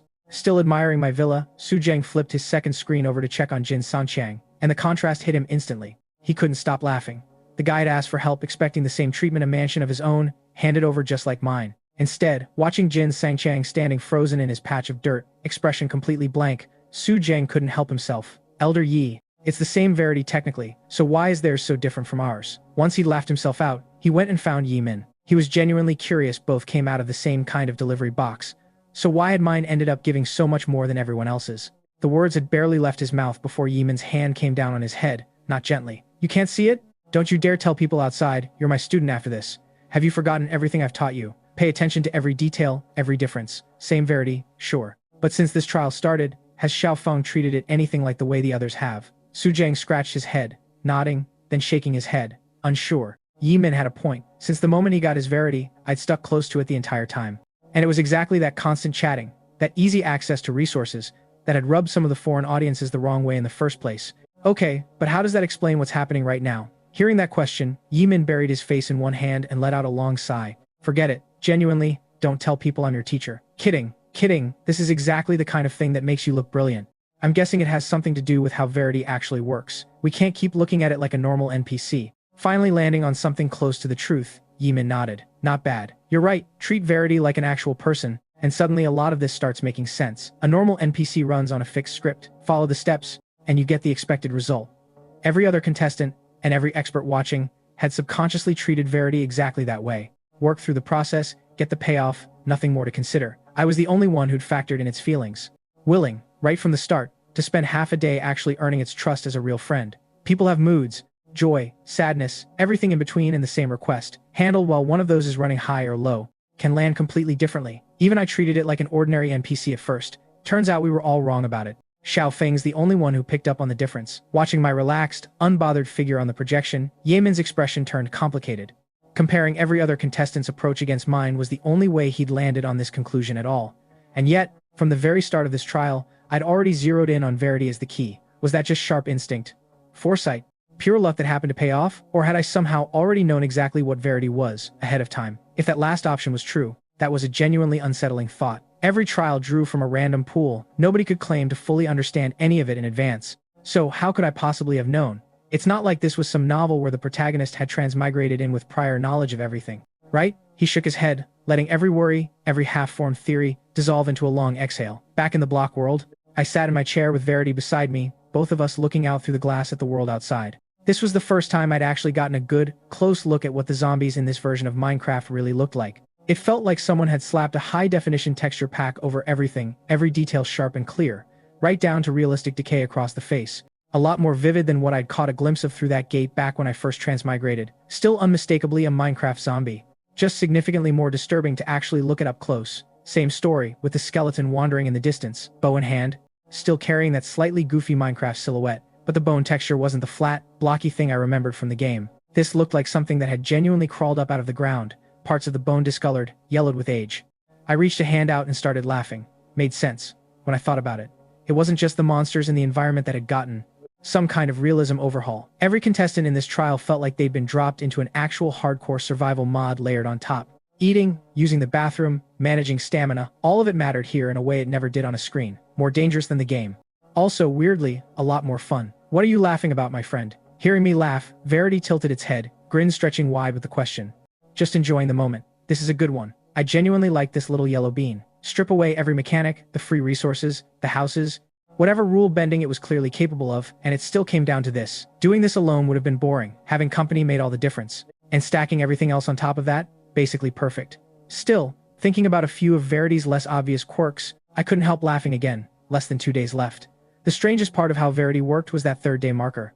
Once that scripted phase arrived, the peaceful surface would give way to the real horror survival mechanic. Building goodwill couldn't erase the trigger itself.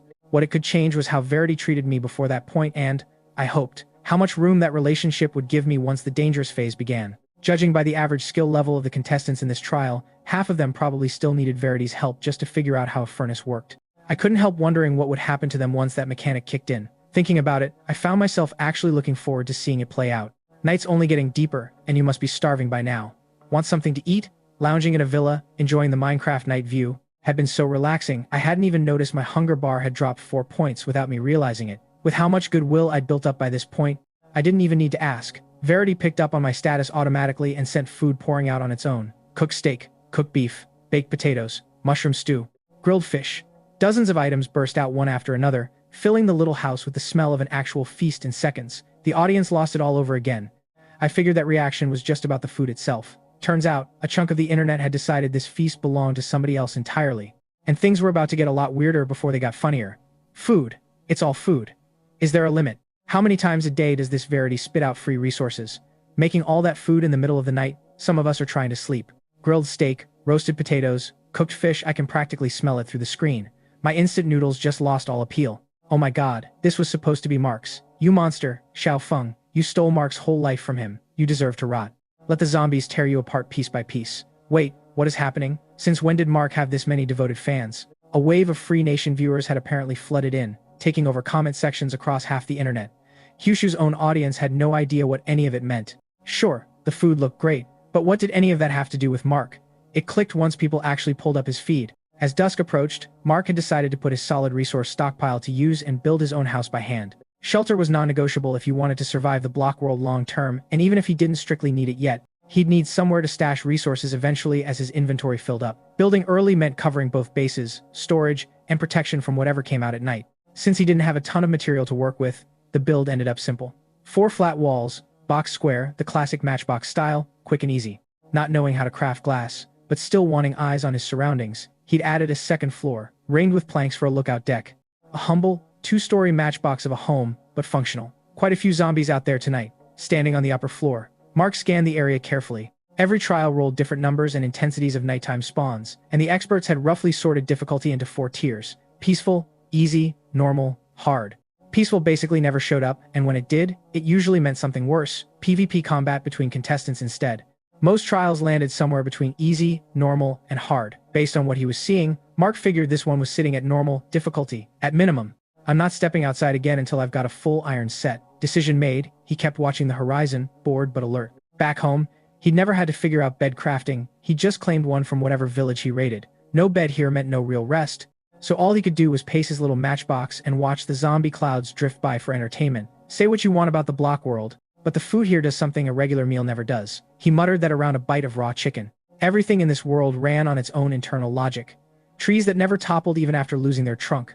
Nothing round anywhere, even Verity, which looked like the closest thing to a sphere in this world, turned out to be built from impossibly tiny cube facets if you looked closely enough. You just had to know to look. Food worked the same way beyond filling your stomach, it seemed to top off something closer to mental energy too. Eating felt like popping a stimulant with zero downside, letting you stay sharp through an entire sleepless night without consequence. Free Nation's audience ate up every word of his commentary. A world with actual magic creatures in it, the block world really is something else. That thing's clearly touched by something divine. That's the only explanation for a miracle like this. Take away the zombies and skeletons, and this would honestly be paradise. Maybe it already is paradise, maybe this is exactly the trial the Almighty designed, and only the truly devoted make it through. We're getting stronger, healthier. Every national reward proves it. What more evidence do you need? Has to be divine favor working in our favor behind the scenes. We're clearly the chosen ones here.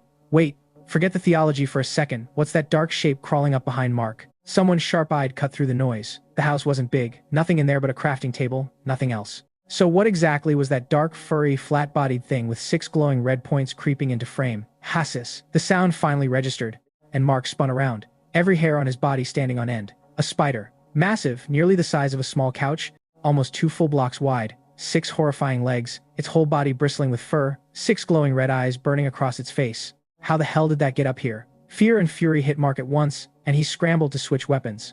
Clack, clack. His prior survival run had sharpened his reflexes. 2 quick sword strikes landed straight on the thing. But the space was too cramped to fully dodge, and its fangs caught him before he could pull back. Holy, that's a spider? Never seen one that huge before. That thing's nearly the size of a person. That's a man-eater right there. Genuinely terrifying. I can't watch this. Didn't Mark already build defenses? How did that thing even get in? Oh, right, spiders climb walls. Like actual Spider-Man. It must have scaled the outside of the wood wall. Another critical hit finished the spider off. Clutching the bite wound, Mark finally connected the dots. Spiders spawn at night too, and they can climb any flat surface. His matchbox handled zombies, skeletons, and creepers fine. He'd completely forgotten about this one. By the time he realized his mistake, there wasn't time left to patch the gap. That first spider had only been the opening act. As the night deepened, more and more of them converged on the little wooden box from every direction. Holding the second floor any longer was a death sentence. Realizing that, Mark abandoned the upper floor after killing his second spider and retreated to ground level, sealing the gap between floors as fast as he could.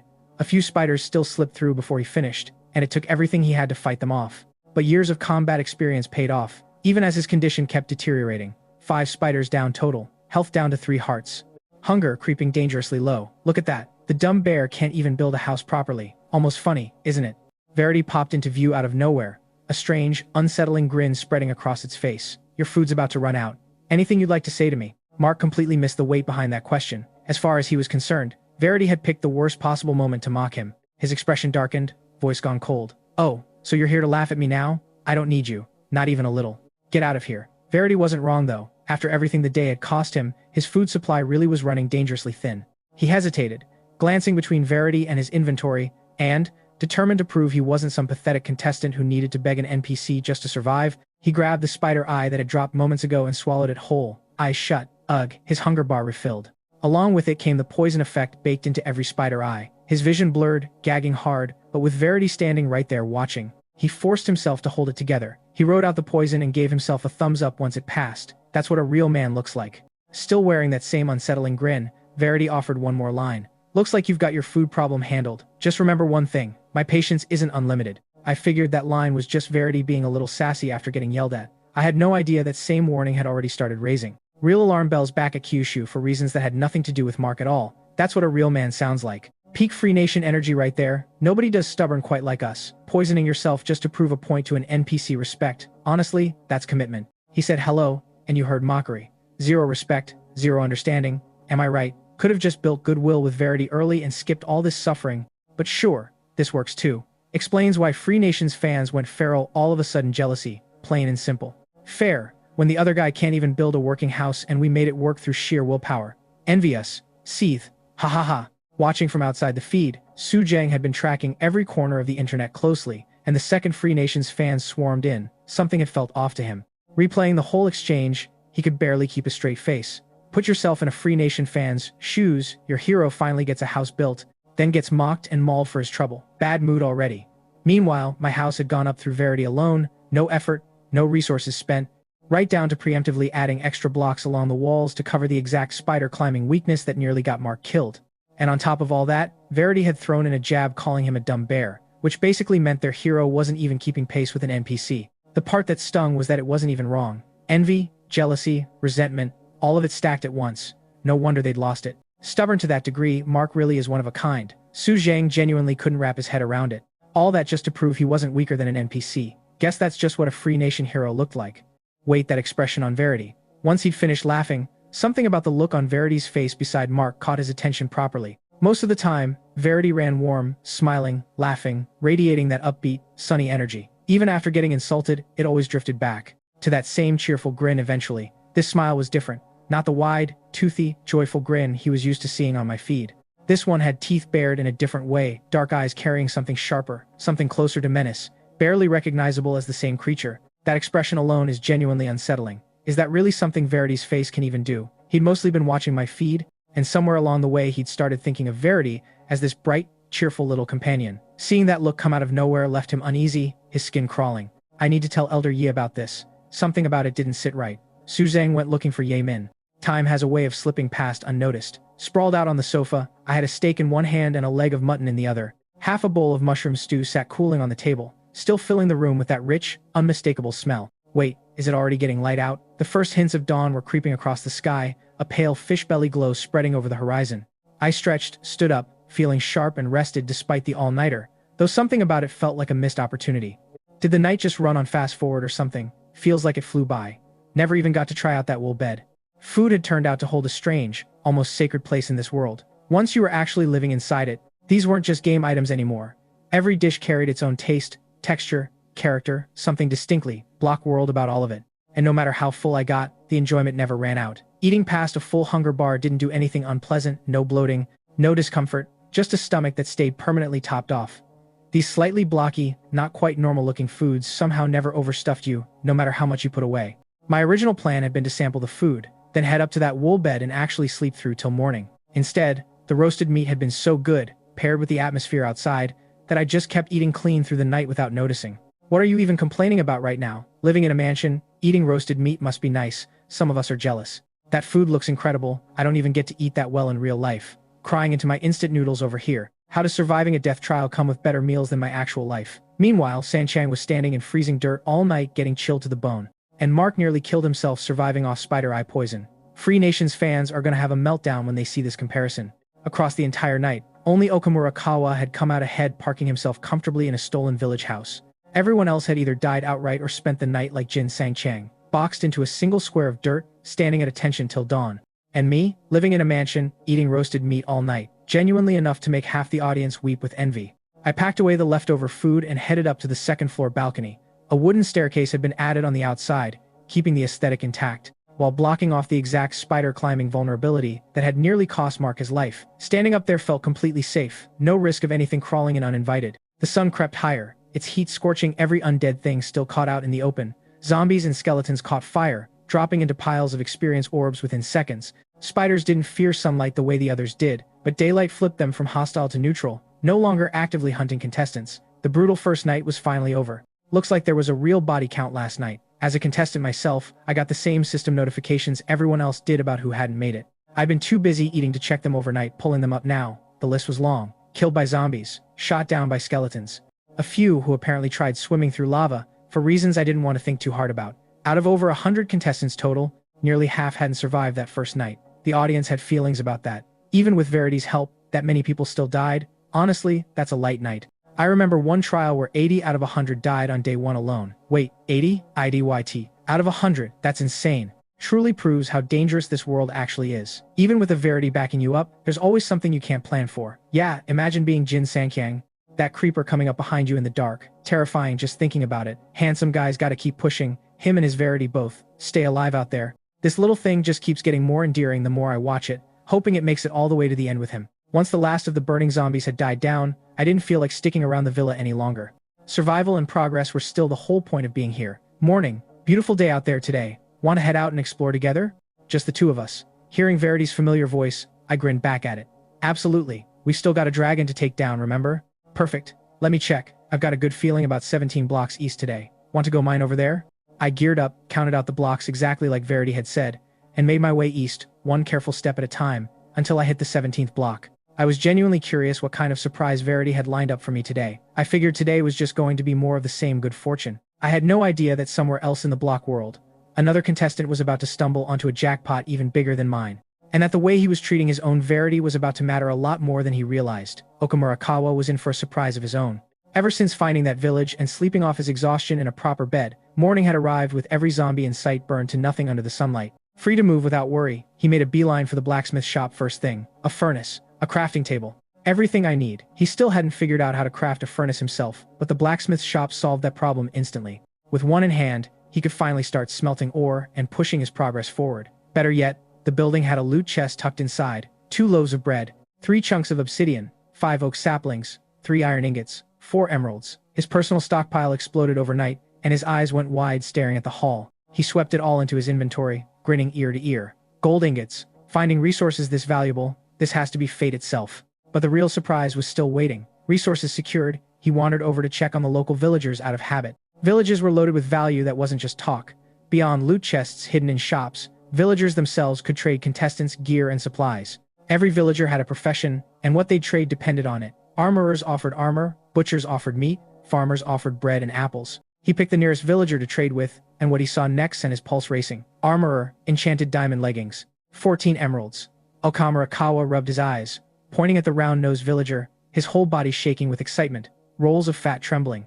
Hey, oh my god. What was he even looking at? Diamond tier gear. Actual diamond tier. The absolute peak of what the block world had to offer. Across every trial ever recorded, diamonds barely ever showed up at all, and here was a fully crafted piece of diamond gear, ready to trade. Outside the feed, all of Sakura Nation lost their minds. No way. No way. Okamura-kun, Destiny's Chosen, confirmed. Yashi, incredible. Okamura-kun is unstoppable. Diamond gear secured. Who's even left to compete with us? He could probably one-shot the dragon at this point. This is our strongest player right here. Look closer. That's not even regular diamond gear. It's enchanted. You can just tell from looking at it, that thing's gotta be insanely powerful. Nobody actually knew what enchanting meant, yet most of the audience was seeing that word attached to the block world for the very first time. Didn't matter. It was diamond. The strongest gear anyone had ever confirmed existed. Only the second day of the trial, and Okamurakawa already had a shot at claiming it. Enchanting? Diamond leggings? Is his luck actually this good? Even Sujang let out a startled shout watching it happen. Villagers were a strange, unpredictable variable. Earlier research had already concluded their trades were essentially random. Wood one time, iron ingots or gold nuggets the next, all scaled loosely by profession but with no real consistency. Plenty of gaps and unexplained variance in that research, sure. Plenty about the block world's rules still not fully understood. None of that changed what was sitting right in front of him, a villager offering diamond gear and trade. First try. Elder Ye, we've got a problem. Sujang had barely finished reporting the strange thing he'd seen with Verity's expression before he was rushing back into Yimen's room with something new. It took Okamurakawa a solid few minutes to actually process what had just happened. Staring at those diamond leggings, a grin spread across his face, and he threw his head back laughing. Ha ha ha ha, even this world is on my side. The odds of finding a village at all were already low, and the very first trade he stumbled into happened to be with the one villager offering diamond pants. He committed that villager's face to memory and kept checking the rest of the village's trades. His luck really was running hot. Beyond the diamond leggings, the other villagers were offering plenty of genuinely useful gear too. A rabbit stew for 1 emerald, a bow for 2, an iron axe for 15, armor, ranged weapons, melee gear. Calling this a blessed village barely covered it. What? A bow too, on top of the diamond leggings? This is actually unreal. Okamura-kun might genuinely be a god. That bow alone puts him ahead of every other contestant. We'd be the only ones with ranged capability. Exactly. Nobody's even figured out how to craft a bow yet, and he's just got one handed to him. That iron axe is solid too, works for combat or wood. This village is incredible. Whoever said it was all junk clearly had no idea what they were talking about. Good thing he never listened to that yellow monster. Okamura-kun made the right call. All of Sakura Nation erupted into celebration, acting like the trial was already won. Forget Xiaofeng, forget Verity. Forget the big stick nation or free nation. Okamurakawa was their real powerhouse. He used 4 of his emeralds first, trading 2 for the bow, a ranged weapon. No more worrying about skeletons or creepers. He turned the bow over in his hands, clearly pleased with himself. Knowing an opportunity like this wouldn't last, he didn't waste time admiring it for long, moving straight to figuring out how to farm more emeralds. These villagers sell emeralds too. You can trade leather or wheat for them. Way too slow, though. 20 wheat, or half a stack of rotten flesh, just for a single emerald. Trading piece by piece would eat up way too much time. Then an idea struck him. Verity, you claim to know everything. Tell me right now where I can get emeralds fast. He found the long-forgotten yellow ball and barked the order without room for argument. He never noticed just how strange Verity's grin had become. You want to know where to find emeralds? Sure thing. The normal way, mining emerald ore with an iron pickaxe drops 1 emerald per block, and there's also a chance to find them in loot chests. Head about 23 blocks south. Good odds, there's an emerald vein waiting for you. Getting his answer, Okamurakawa waved a dismissive hand. Got it. Go entertain yourself somewhere. Don't bother me. Sure thing. Hope you have a wonderful trip. He glanced at Verity for a second, something about the reply striking him as odd. Yesterday, Verity would have kept rambling, tagging along regardless of what he said. This time it agreed without any pushback at all. Whatever. One less thing dragging me down. Too much on his mind to think it through further. He grabbed his freshly crafted iron pickaxe and hurried south. Following Verity's directions, he dug down about a dozen blocks and, sure enough, found 6 emerald ore blocks waiting. He mined every last one, then spoke out of habit. Verity, I've cleared out the emeralds here. What's next? He caught himself mid-sentence, remembering he'd sent Verity off and it hadn't followed him down. Ungrateful little thing. Can't find it the one time I actually need it. Grumbling, he climbed back to the surface and headed toward the village to track it down. The moment he stepped back inside, something felt off. Why is it so quiet in here? Where did all my villagers go? I figured that was just some quirk of how villagers move around. Turns out something far stranger was going on, and the answer, once it surfaced, was about to reach all the way across the map to a cattle field, where Mark had absolutely no idea he was standing in the middle of the same mystery.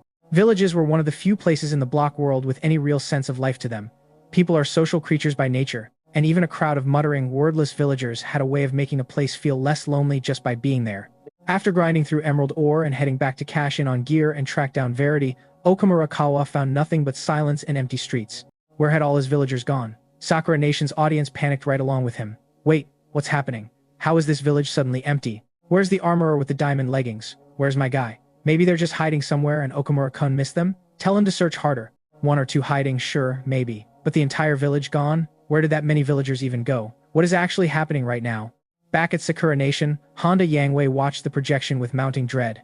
As the nation's leading expert in block world strategy, he understood exactly what diamond gear was worth.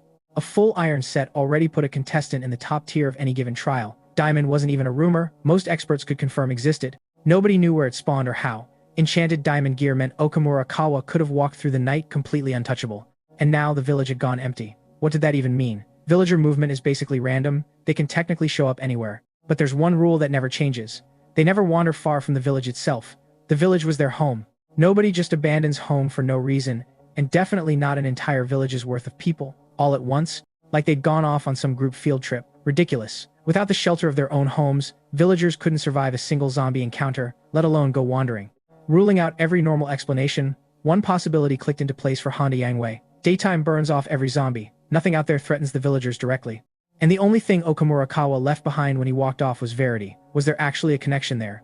Okamurakawa had searched everywhere by now and knew something was badly wrong. He'd even dug under the village itself, and there was still no sign of a single villager anywhere. Standing by the well, the silence around him felt unnervingly loud. Verity, where are you? He remembered leaving it behind and figured he'd get some answers out of his assistant. He turned around, and a warped, unsettling face lunged into view right in front of him. A sharp, piercing shriek came with it, and every roll of fat on Okamurakawa's body jumped in fright. You scared the hell out of me. What is wrong with you, Verity?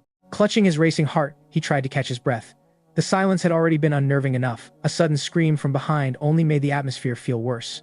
Too rattled to register what he actually just seen on Verity's face, he assumed it was just acting up again. You're always doing something unhinged like this. Tell me what happened. Where did all the villagers go? The unsettling expression melted away, replaced by Verity's usual cheerful grin, like it hadn't heard the question at all. Ooh, did you come back with emeralds? They say greenstone brings good luck. You know, I asked about the villagers. Don't change the subject to rocks. Anything interesting happened while you were out mining? I'd love to hear about it. Are you deaf? I asked. Where the villagers went, forget the ore. He'd only wanted the emeralds to trade for gear. With no villagers left, mining any of it had lost its whole point. Maybe it was the repeated questions, or maybe it was the shouting that finally did it. Verity's expression settled from that grin into something quieter, and its voice picked up a strange, loaded edge. You really want to know where the villagers went, even if the answer might damage what we have between us? Now. Tell me right now. Fine then. Right after you left, I saw something hungry show up. I guess they got eaten. One simple sentence, and word of it spread across the entire Block World feed. All of Sakura Nation felt like they'd been struck by lightning. That was diamond gear, top-tier trade goods, gone. What do you mean, eaten? Explain what that even means. Does that yellow monster even understand what it just said? Does it have any idea what diamond gear was worth? No zombies, no skeletons around. So what exactly ate an entire village's worth of people? That many villagers, that big a village. All of it, just gone. How does an entire village just vanish? Okamurakawa's eyes went wide, his mind completely blank. He couldn't make sense of any of it, why the villagers had disappeared, or what something hungry was even supposed to mean. He sank to the ground, the whole world suddenly feeling dimmer, all the strength draining out of him. How is this possible? This doesn't make sense. There's no logic to any of this. Honda Yangwei wasn't in much better shape, slumped against his own chair. Gear that could have flipped the entire trial in their favor, completely erased, vanished without a trace, no explanation. If something was actually coming, wasn't Verity's warning supposed to be about day 3? Why is this happening now? Something hungry, something hungry. He kept muttering the phrase under his breath until his aide rushed in. Cabinet Master, we found something related to the hunger warning. That single line got Honda Yangwei off the floor instantly, demanding an answer. What? Tell me, what exactly is this hungry thing? This might come as a surprise. Sir, take a look. Desperate for any lead on the lost gear, Honda Yangwei snatched the link his aide handed over. The screen jumped, and Free Nation's feed filled the display. Mark had gritted his way through the entire night, and the moment the first rays of sunlight broke the horizon, listening to the crackle of burning zombies outside, he finally let out a breath of relief. Made it. The most dangerous night of the trial. Survived. Next up was straightforward build off his little matchbox house, grow stronger, and eventually take down the legendary dragon everyone kept talking about. Once the zombies had mostly burned out, Mark didn't bother reinforcing the roof or patching his defenses against another spider attack. First priority was finding food. His original food stockpile from day 1 should have comfortably carried him through the night. Nobody could have predicted the spider ambush, throwing that plan completely off course.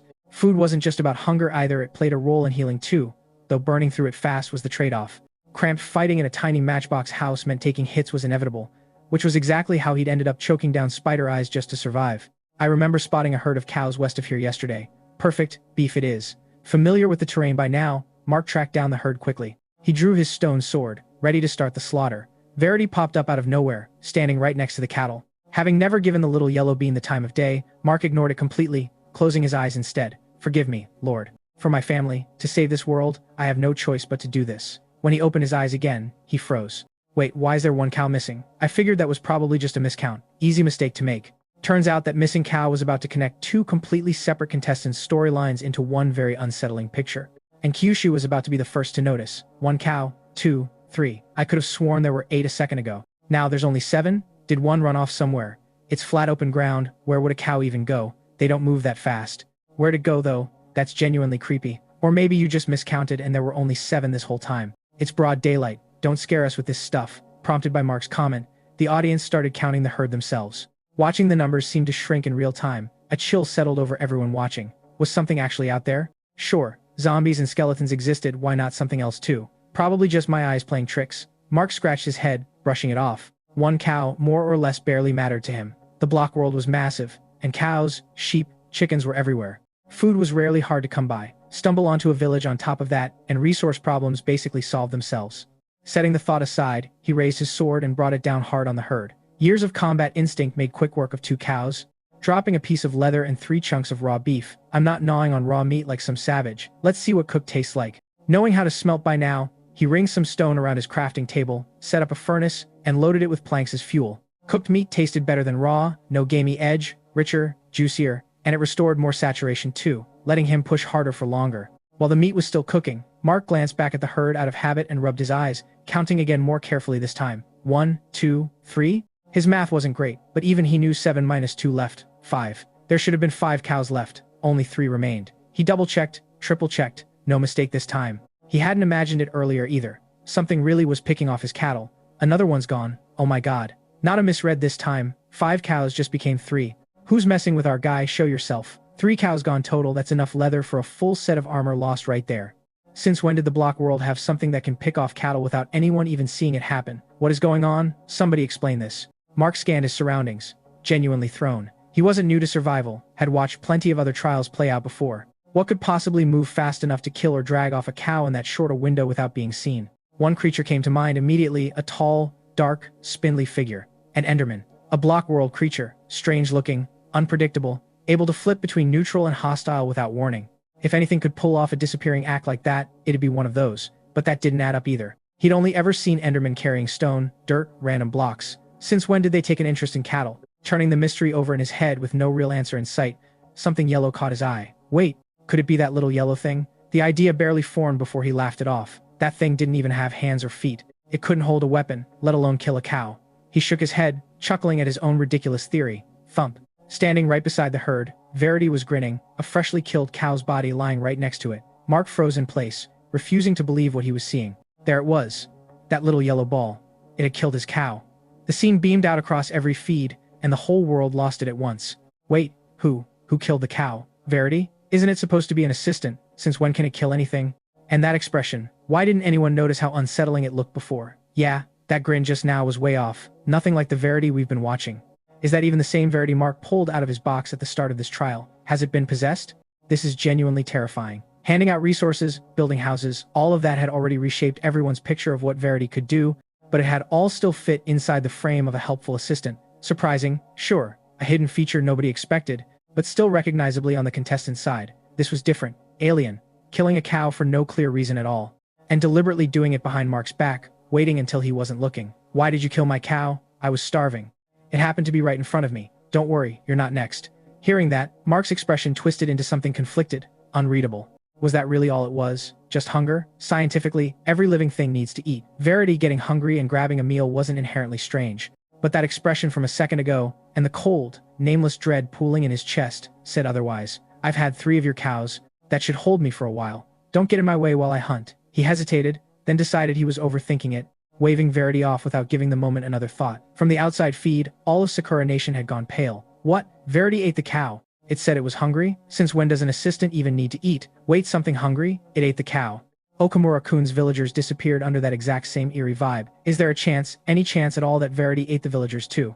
Is this actually real? Isn't this way too horrifying? Verity eats people. The moment that thought took shape, the whole room sucked in a breath. That theory was genuinely terrifying to sit with. Cattle exist to be eaten. Mark killing a cow for food was just normal survival, no different from any other contestant. But villagers were people. Living, breathing people. Sure, the language barrier meant they only communicated in that murmuring, wordless way, but beyond that they were barely distinguishable from anyone else. If Verity could eat villagers, what about contestants? Were they on the menu too? The thought sent a shiver down Honda Yangwei's spine. That bright, sunny grin that had felt so warm and welcoming a moment ago now felt genuinely disturbing in his mind. What exactly is this yellow bean? Cold sweat soaked through the back of his shirt before he even noticed. In the Kyushu archive, Su Jiang hadn't even finished reporting the missing villagers to Yemin when a new update landed on his desk. They finally found their villagers, and now they're just gone. Ha ha ha. Watching Okamura Kawa's stunned, blank expression through the feed, it was hard not to laugh, even secondhand. Elder Yi, look at them, this is genuinely hilarious. Amid all the laughter, Yi Min stayed silent, eyes locked on Okamura Kawa's feed and Verity beside him. He switched over to Mark's feed too, and watched the entire cattle-killing scene unfold in full, start to finish. Noticing the shift in Yi Min's expression, Su Zheng's laughter faded, his brow furrowing. He watched the whole thing alongside him, and by the end, his voice had turned dead serious. Verity, something's wrong here. I figured that reaction meant Kyushu had finally caught up to what half the internet was already whispering. I had no idea that same unease was about to collide head-on with the exact opposite proof, delivered by my own Verity, in a way that would flip the whole debate on its head. After a full day watching it in action, Verity had built up a genuinely solid reputation. Warm, upbeat, quick with a comeback, easy to talk to, like an old friend you'd known for years. Combine that with the free resources in the house, and Su Zhang had never seriously questioned that it was anything other than a helpful assistant. Now though, his expression had gone tight. Killing that cow in front of Mark, instantly, with that little effort, that's way too much damage output for something meant to be an assistant. A cow's health pool wasn't huge, but it still took 2 solid sword hits to bring one down normally. Verity had done it in under a second. That kind of raw power didn't fit the role at all, and there was a real chance it had done the same thing to Okamura-kawa's entire village. If the audience's theory held up, this little yellow bean wasn't the harmless, friendly helper it presented as. Something else was clearly running underneath. Su Zhang's mind went straight to me, and he went quiet for a second. Our own contestant had spent an entire day laughing and joking with this thing like it was nothing. No wait, I still think there's a gap in this theory. He shook his head, picturing the version of Verity he'd watched on my feed all day. How does a monster hand out free resources? And build somebody a house? All Verity actually said was that something hungry ate them, not that it did the eating itself. What if there really is some other creature out there we don't know about? There was still a lot about the block world nobody fully understood. A separate, unaccounted for monster wasn't out of the question. Yeeman didn't dismiss the point. He let out a slow breath. I'm not saying Verity is definitely some kind of monster, but its whole existence here is strange enough on its own. The block world has never handed anyone a trial this generous before, and now there's that expression on top of it. Nothing to do but hope Xiao Feng doesn't end up caught in the middle of whatever this actually is. With no solid answer either way, Yi Min couldn't commit to a real conclusion. All he could do was hope our contestants stayed clear of it and keep watching. The debate over Verity's true nature only grew from there. Once both contestants' feeds went public side by side, more and more people started to worry. Verity's a monster. It eats people. Don't be ridiculous. It got hungry and ate a cow for stamina. Don't you eat when you're hungry? There's zero proof it eats people. Quit fear-mongering. Did you see that grin, though? And that shriek right when it appeared next to Okamura-kun? That scared the hell out of me too. Don't act like nobody else noticed. If our contestants stuck with one of these things, are they gonna end up eaten too? Come on, I think Verity's adorable. There's no way it'd actually do that. It looks harmless, like a walking emoji. Doesn't exactly scream monster to me. Some were convinced it was dangerous. Others insisted it was too cute to be capable of anything sinister. The whole internet split down the middle over it. Back in the block world, none of that noise had reached me. I stepped out of the villa with Verity, both of us in good spirits. You want me to dig down right here? All right, sure. Following its lead, I pulled out my stone pickaxe and started digging. First layer dirt, second layer stone. Completely standard block world terrain, nothing remarkable about it at all. Honestly, a little anticlimactic given the build-up. Watching this, plenty of viewers thought they'd finally caught proof. There it is. The mask's finally off. It's been jerking him around this whole time. Kyushu fell for it, hook, line, and sinker, worshipping an NPC that's laughing behind their back. I genuinely don't understand blind trust in an NPC to this degree. It's almost embarrassing to watch. He's digging his own grave right now and doesn't even know it. That thing's about to eat him. Enjoy the ride while it lasts, clown. Promised a surprise and got a dozen blocks of plain stone instead. If that wasn't stringing someone along, what was? Only one day in, and Verity's whole demeanor had apparently flipped that hard. Didn't that settle the argument right there? With everyone watching, Verity spoke up first. Sorry to keep you waiting. Stone's got its own charm, sure. But you deserve something a little more special from me. Head up top. Something wonderful just landed nearby for you. That lucky green stone deserves a proper answer, don't you think? Miniature item models burst into view right where I stood. Emerald after emerald popping into existence, dropping loose around me. 64 total. Once I picked them all up, a full stack. Little yellow, you really are one of a kind, you know that? Genuinely special. So glad you're here. Should we head back now? Getting that full stack of emeralds was already enough proof that Verity hadn't been stringing me along. It really had been building toward a surprise. Plenty of foreign viewers still tried to wave it off, calling emeralds worthless without a village nearby to trade them. Garbage ore dressed up to look impressive. Then I climbed back to the surface, and the real surprise hit. The ground had turned white, a solid layer of iron blocks. Not iron ore, not iron ingots. Full, gleaming iron blocks, stacked across the surface. Remember what you said last night, that you wanted some iron gear. You've been glowing ever since every ingot in the ground's been begging to become your next shiny set of armor. Every bit of mockery from a second ago died out. Total silence swept across every feed watching, Kyushu included. Wait, I know what iron ore is. Iron ingots. What the hell is an iron block doing just sitting there? Some biomes might naturally spawn iron ore, sure. But nobody's ever said iron blocks spawn out in the open like that. Didn't Professor Lee say something about needing 9 ingots to craft one block? One iron block breaks down into at least 9 ingots. Count what's actually sitting there. That's gotta be a dozen plus blocks minimum. Unlimited iron, basically. Anyone still want to call Verity a monster after this? Look at the reason it gave. Xiao Feng wanted iron gear, so it just handed him an entire field of iron blocks. That's not a monster. That's an actual angel. Over at Sakura Nation, Honda Yangwei felt like he could barely breathe. Same as half the audience, he'd been hoping to catch the moment the mask slipped to see what expression I'd have once Verity's true colors showed, given how close the two of us had gotten. Instead, what monster? He'd never seen that much iron in one place in his life. Look at this. Look at what the block world is doing for him. Where's the justice in that? Free resources. Sure. Fine. But iron blocks? Since when does open ground just spawn those? Is that even naturally possible? Did that much resource generation even make sense on its own? And that wasn't counting the full stack of emeralds on top of it.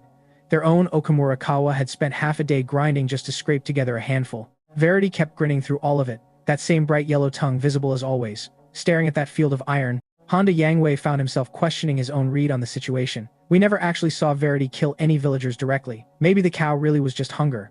Maybe, whatever took the villagers was something else entirely. Looking at the version of Verity standing beside me right now, nobody would believe this thing was capable of eating people. What kind of monster hands out emeralds and iron blocks like party favors? Angel undersold it, honestly, but if it wasn't Verity, then what had actually happened to Okamurakawa's village? Honda, Yangwei's brow furrowed, his mind drifting back to that first warning Verity had given every contestant on day 1. Maybe the answer's waiting for us tomorrow, once day 3 actually arrives. I figured that settled the debate for good. I had no idea the Big Stick Nation was about to throw a brand new wrinkle into this whole trial, one that was going to matter a lot more to Verity than to anyone actually watching. Daylight had finally arrived, and Jin Sangchang stepped out of the dirt hole he'd spent the entire night standing in. Warm sunlight hit his skin, chasing off the bone-deep cold that had settled in overnight. Finally out, he stretched, working the stiffness out of his limbs, taking a long breath. Standing frozen in a single square of dirt all night had been genuinely miserable. Nothing beat actually standing under open sky again. Free at last, he didn't waste a second, throwing himself straight back into progress. With Verity's directions, it only took him half a day to mine over 20 pieces of iron ore, 30-plus chunks of coal, and more than a dozen emeralds. Not bad. Might not put me at the very top of the leaderboard, but I've got to be top 3 at this point. Only the second day of the trial and he'd already stacked up a solid haul. Genuinely pleased with his own progress, he raised an arm like he was showing off for the audience back home. If I hadn't existed, that pace would have looked incredible. But after everyone had just watched me dig up an entire field of iron blocks, if he saw what Xiao Feng just pulled off next door, I bet his face would fall apart. I should be happy right now and somehow I just can't manage it. Mining that much ore is genuinely impressive, but Kyushu's guy is straight up pulling solid iron blocks out of the ground. 1 iron block breaks down to 9 ingots. 3 iron blocks alone matches what Sangkyang's grinded all day for. And he didn't even need to smelt any of it, just break it apart on the crafting table and go. That gap is insane. How do you even close something like that?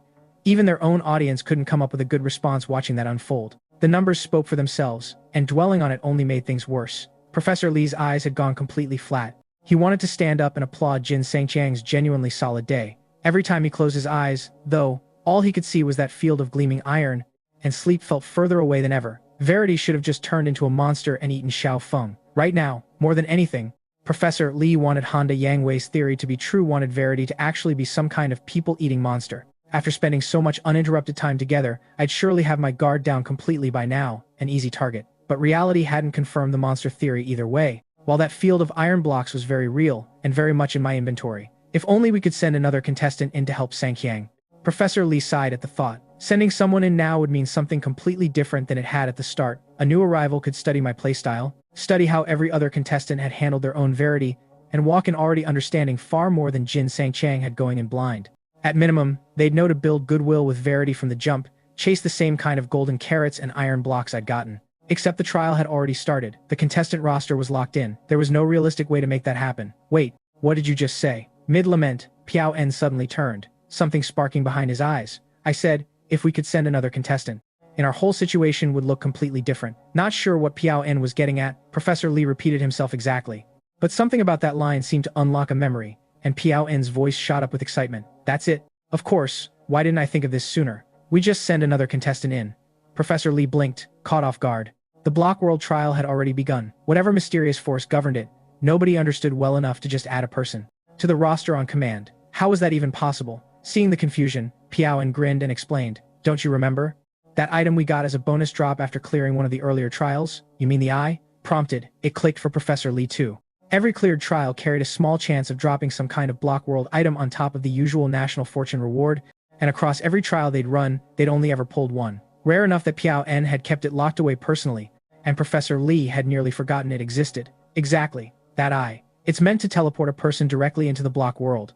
As far as I know, we're the only nation on Earth that has one of these right now. This is exactly the moment to use it. A dark green, swirling eye-like orb with a slit-shaped center materialized in Piao En's hand, clearly a trial-modified version of an Ender Pearl, rather than the vanilla item I remembered.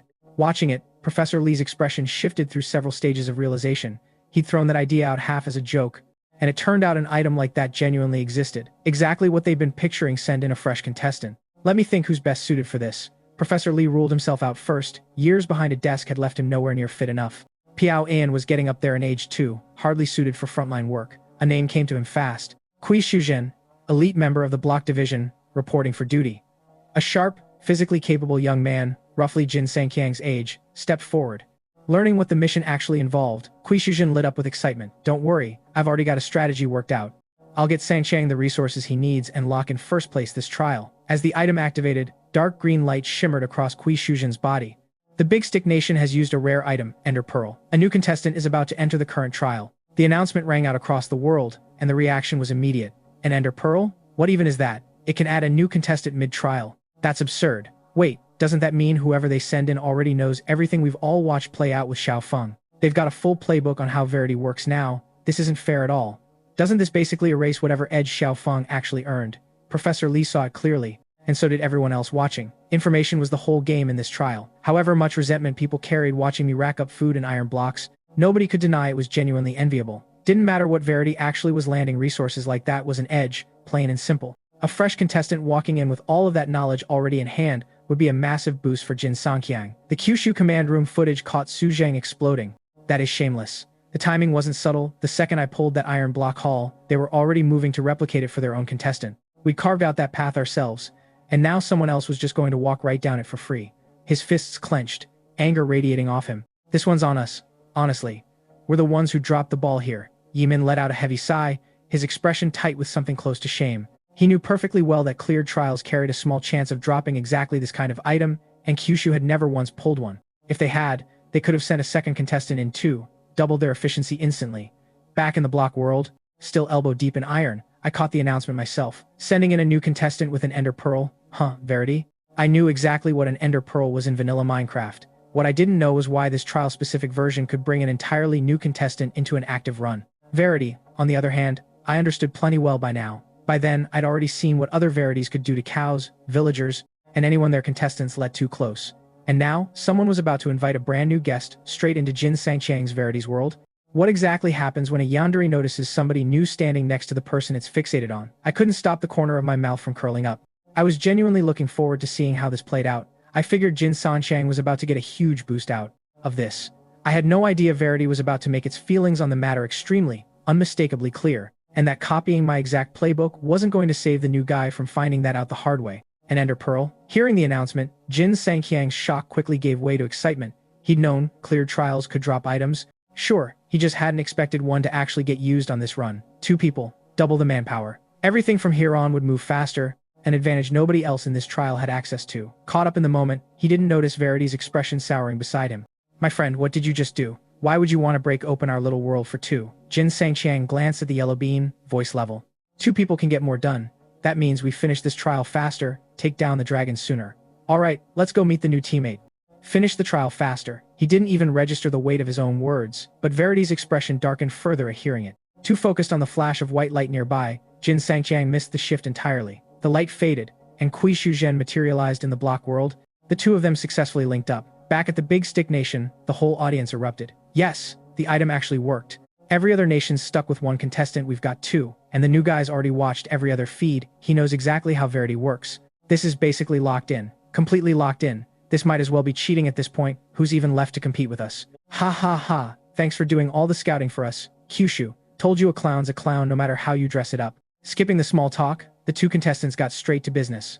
Watching my feed for reference, Kui Shuzhen already had a full picture of Jin Sangqiang's situation and spoke up immediately. Verity's clearly capable of a lot more than it lets on. We watched Kyushu pull golden carrots, iron blocks, all kinds of resources out of it. Play this right, and we could speedrun the entire trial. Hearing that Kui Shuzhen had already been studying the situation from outside, Jin Sangqiang's jaw dropped. Only the second day, and someone had already reached full iron independence. He'd been proud of himself just for mining a handful of iron ore, thinking he understood everything there was to know about Verity. Good thing you're here, Shuzhen. Thanks for the intel. The 2 of us together, we can pull off something incredible. He looked over at Verity, his whole attitude toward it shifting. What he'd treated as a basic assistant now looked like something worth taking seriously. Kui Shuzhen had mentioned the rumors swirling around Okamura, Kawa, and Mark II, the theory that Verity might be some kind of people-eater. Jin Sangqiang brushed it off completely. No hard proof either way, and he'd never personally run into anything like that himself. He pulled Kui Shuzhen forward, right up to Verity. Hey, Verity, this is my new friend. Knowing exactly how powerful this little yellow bean could be, his voice came out warm, almost enthusiastic. Finally, face to face with Verity, Kui Shuzhen had come prepared, doing his best imitation of my exact greeting, grin locked in place. You're Verity? Wow, look at you, you're so cute, you even have a tongue. Every expression, every inflection, carefully rehearsed. But Verity's mouth stayed pulled into a flat, cold line, its response icy. Oh, you've made a new friend, how wonderful for you. The 2 men exchanged an awkward glance. Hold on, this is exactly how Xiao Feng did it. Let me try again. Kui Shuzhen cleared his throat and pushed the grin back onto his face. What a beautiful day out, isn't it? Doesn't this feel like a wonderful day? My very best friend, God, you always smile so brilliantly. He figured he'd nailed at least 80% of my exact delivery, easily enough to trigger the same reaction and start the resource flow. Instead, Verity's expression only got worse, twisting into something that looked genuinely nauseated. Your friend is disgusting. Are you sure you'd rather hang around someone like that than keep our world just the two of us? Fine, I think I understand now. It turned away, head drooping, sulking. The crowd went from celebrating to completely baffled. That's the exact same thing Xiao Feng did. Why isn't Verity reacting the same way? He really did copy the script word for word. Wasn't that supposed to work? Verity's supposed to grin and start handing out resources by now, right? What went wrong? I genuinely don't understand what just happened. Ha ha ha, that's rich, trying to imitate Xiao Feng like that. Tried to steal the formula and lost the whole investment instead, didn't they? There's no way some guy named Kui was ever gonna pull off what Xiao Feng did. Charisma's not even close, looks aren't close either. Even Verity thinks he's gross, ha ha ha ha ha. Kyushu's audience, who'd been furious about Kui Shujin's arrival moments earlier, suddenly felt a lot better. Proof positive lightning doesn't strike twice. Swap in a different person, copy the exact same words and actions, and the magic just doesn't transfer. If anything, it backfires completely. Kui Shujin stood there, stunned. Xiao Feng had charmed Verity. He tried the exact same thing. So why the massive difference? Was it really just because he wasn't handsome enough? Feeling a hand land on his shoulder, Jin Sanqiang stepped in to offer some comfort. Don't sweat it. Two of us together is still stronger than one alone either way. No need to force it. We've got the iron secured already. Verity, mind telling me where I can find diamonds? Jin Sanqiang wasn't dumb. Most contestants use Verity to lock down the basics first before working their way up. But with an all-knowing assistant standing right there, why bother with that slow climb at all? Skip straight to the top. Ask for diamonds outright. The second those words landed, Professor Li and Piaoen both went dead silent, eyes locked on the projection. Information about top-tier block world resources was about as valuable as it got. Neither of them dared miss a single word of what came next. I'm sorry, I'm not going to tell you exactly where the diamonds are. What I can tell you is that diamonds are found deep underground. In the older rule set this trial seems to be drawing from, the most useful search band is around Y levels 5 through 12, with Y equals 11 being a common target. The coordinate system gave them a usable depth reference. It wasn't an exact diamond location, but it was more than enough to tell Jin Sanqiang how deep he needed to mine. It clicked instantly for Jin Sanqiang. So that's it, diamonds are buried deep underground. Now I get it. No wonder nobody had ever found any before. They'd all been digging too shallow. Realization hit Professor Li too, and he smacked his own forehead. Digging deeper meant more danger, more monsters. Which was exactly why almost nobody bothered going past the surface layers. That, it turned out, was the entire reason everyone had missed out on diamonds this whole time. Then a grin spread across his face. Nobody else had thought to ask Verity about diamonds yet, which meant they were the first. And currently the only people who knew where to look. Top tier ore. It's ours. Jin Sanqiang reached the same conclusion and felt a fresh burst of energy. Thank you, Verity. Come on, Sujin, let's go mine some diamonds. Two sets of hands would clear ground faster than one. He'd just started pulling out spare gear to hand off to Kui Shujin when Verity suddenly stepped between them. No, mining's a one-person job, honestly. I'd actually like to invite your friend to step aside and have a little chat. Hee. Just a simple, completely ordinary little chat. A distinctly unsettling grin spread across its small yellow face. I figured the Big Stick Nation was about to walk away with some kind of jackpot. I had no idea they were about to become the first nation on Earth to get a definitive, horrifying answer to the exact question everyone had been arguing about all day, sending Jin Sanqiang off to mine solo, pulling Kui Shujin aside alone. What's that supposed to mean? Nothing like this happened with Xiao Feng. Are you kidding? Remember what Kui Shujin just said? This has got to be a good sign. Kyushu never used a special item like this. There's no way they could have triggered whatever's about to happen. He hit every beat of the script. Next step's gotta be resources. Finally, our turn for some good luck. And it specifically asked for Kui Shujin by name. Imagine what it's about to hand over. Could it actually be diamonds this time? Or something even stronger? Caught up in the excitement, the Big Stick Nation's audience buzzed with speculation. Even Piaoen couldn't sit still, practically vibrating with anticipation. Told you, follow Xiao Feng's exact playbook and there's no way it fails.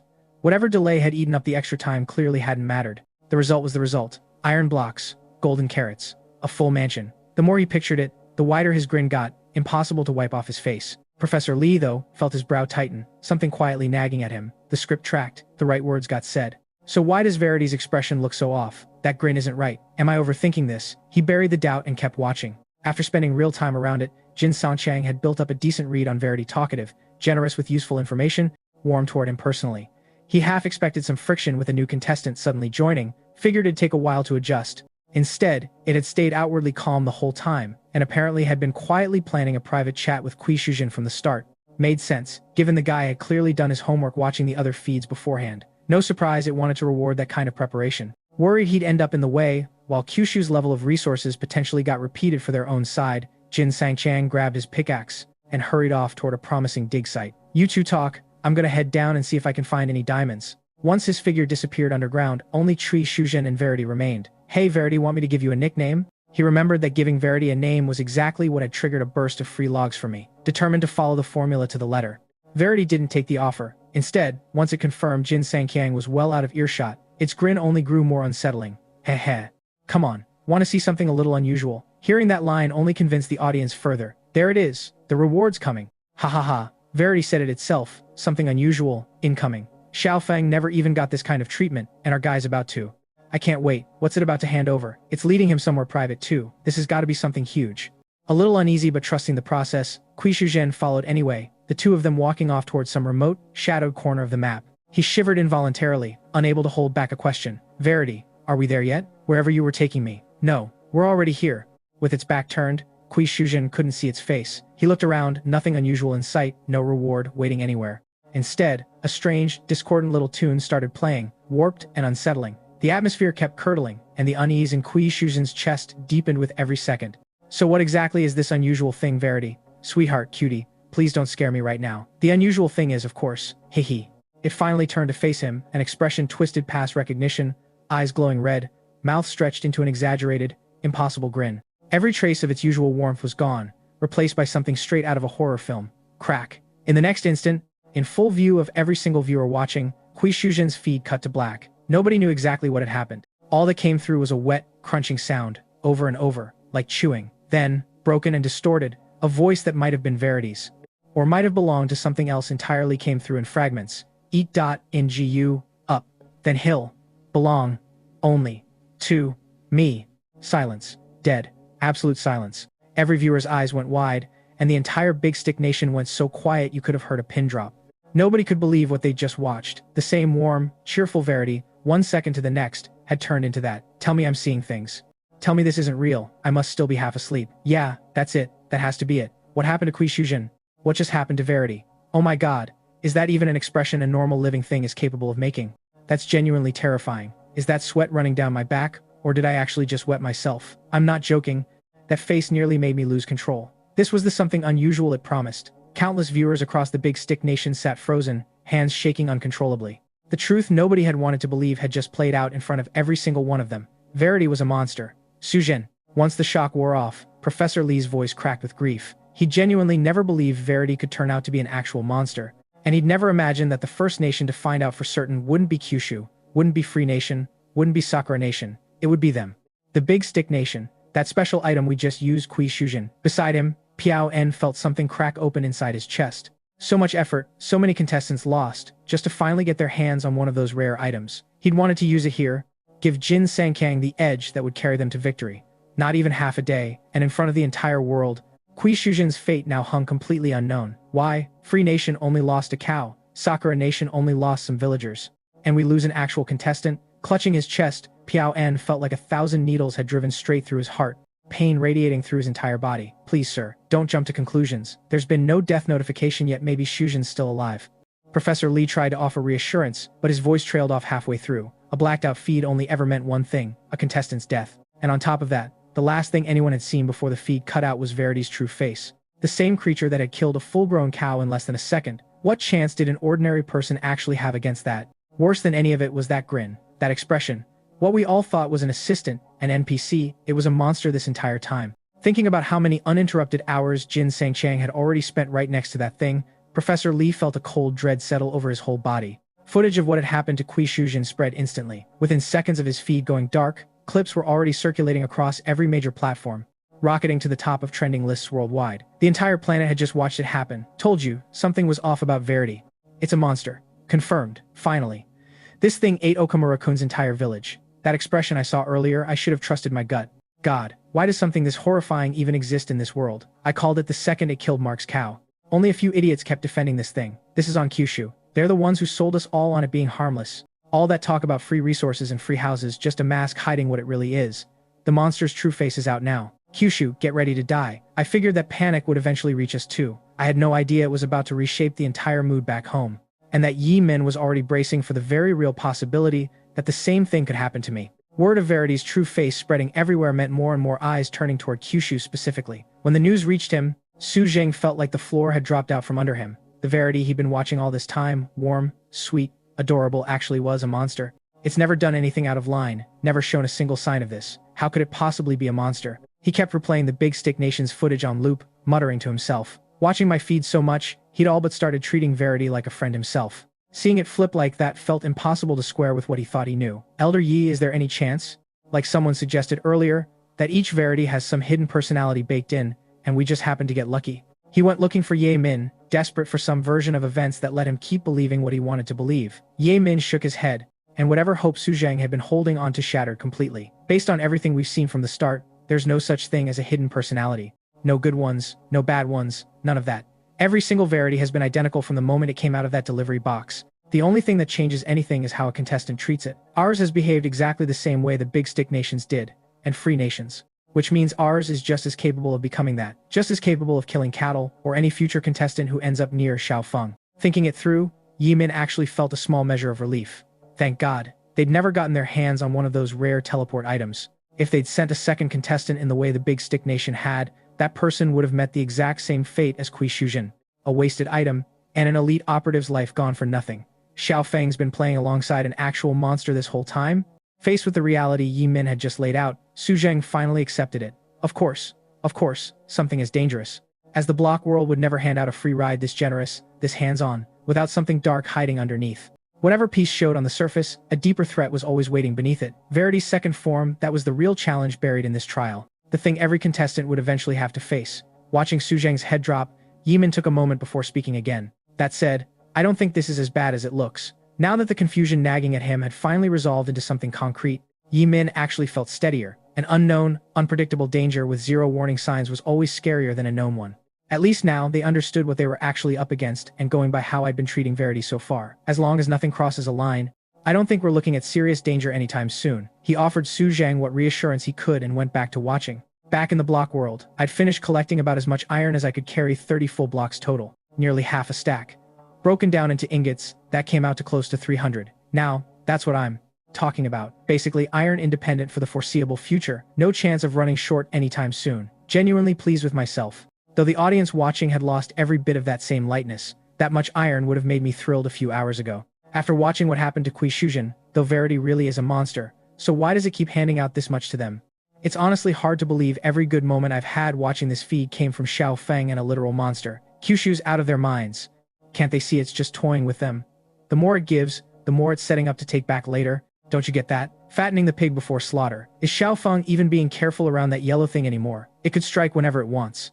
Just look at Okamurakawa. Look at Mark. Look at Kui Shujin. Getting close to that monster never ends well. Xiaofeng's next. Since I had by far the closest relationship with Verity out of anyone in this trial, foreign viewers flooded in from every direction, eager to see how my story would end. A monster's a monster, no matter how cute or harmless the disguise. Eventually, the mask always slips, and by their red, it already had. No more pretending. None of that noise had reached me. I was still riding high, completely unbothered. That's a lot of iron, little yellow. You're too good to me. Heh. As long as you're around, I'll keep the resources coming forever. Same possessive, obsessive undertone as always. By this point, I'd more or less gotten used to it, and after a bit of casual back and forth, I headed to my crafting table. With ingots secured, first priority was outfitting myself with a full iron set. Sword, pickaxe, chestplate, leggings, helmet, boots. By the time I finished, I honestly couldn't tell you how many ingots I'd burned through. All I knew was I had way more than I'd ever need, not even worth tracking. Lighter than I expected. I'd figured a full set of solid iron gear would weigh me down. Instead, it barely registered, nothing like traditional heavy armor. More like wearing something as thin as gossamer. Full protection with zero mobility cost. Outside the block world, experts would have called something like that a genuine wonder. Diamonds next, right? Food-handled, iron-handled diamonds were the obvious next step. Beyond just knowing they spawn underground, I actually had more specific knowledge to work with. Depending on the version, Java Edition had diamond ore spawning densest between Y levels 5 and 12. Bedrock Edition, Post, 1. 18 Cave Update. Shifted that concentration into negative coordinates, with y equals -59 clocking the highest confirmed yield. Either way, deeper was the answer. I set off, scanning the terrain left and right, chatting with Verity along the way while I looked for a good spot to start digging down. I hadn't gone far before a familiar structure came into view. A building out in the plains. Wait, is that a village? My eyes lit up. Unexpected bonus. A village this close, and not raid it? That would have been a crime against every Minecraft. player who ever lived. I shelved the mining plan for the moment and headed that way with Verity in tow. From the outside feeds, the second that familiar structure came into view, the entire audience lost it. Oh no. A village. A day ago, I would have been thrilled for him. Now? That's exactly what set Verity off with Okamurakawa. The whole village got eaten because of it. And Kuishuzen proved it doesn't stop at villagers, it eats people too. A village. Villagers. And Xiao Feng's closer to Verity than anyone else in this trial. Is Verity going to get jealous? Is it just going to swallow him whole? This is genuinely scary. I don't know if I can keep watching. Villages used to mean salvation, every contestant's dream, resource-rich shelter nobody would ever pass up. But with Okamurakawa's fate still fresh, and Verity's real face now confirmed, a village showing up next to me felt less like a gift and more like a tiger waiting in the grass, a dragon coiled under the water. Foreign audiences couldn't stop laughing, convinced they already knew how this ended. Ha ha ha, this idiot actually thinks finding a village is good news? Now, I finally get it that Yellow Monster isn't some blank NPC, it's got a mind of its own. Attitude matters to it. Look what happened to Okamura-kun, and he barely knew the thing. What happens with someone this close to it? Being this attached just means more to lose, easier for the monster to swallow whole. We already heard how much it despises villagers. You think it's going to tolerate its favorite little pet getting cozy with an entire village? Keep the yellow monster happy a little longer. And maybe you buy yourself more time, but walking straight into that village, Xiao Feng's basically signing his own death warrant.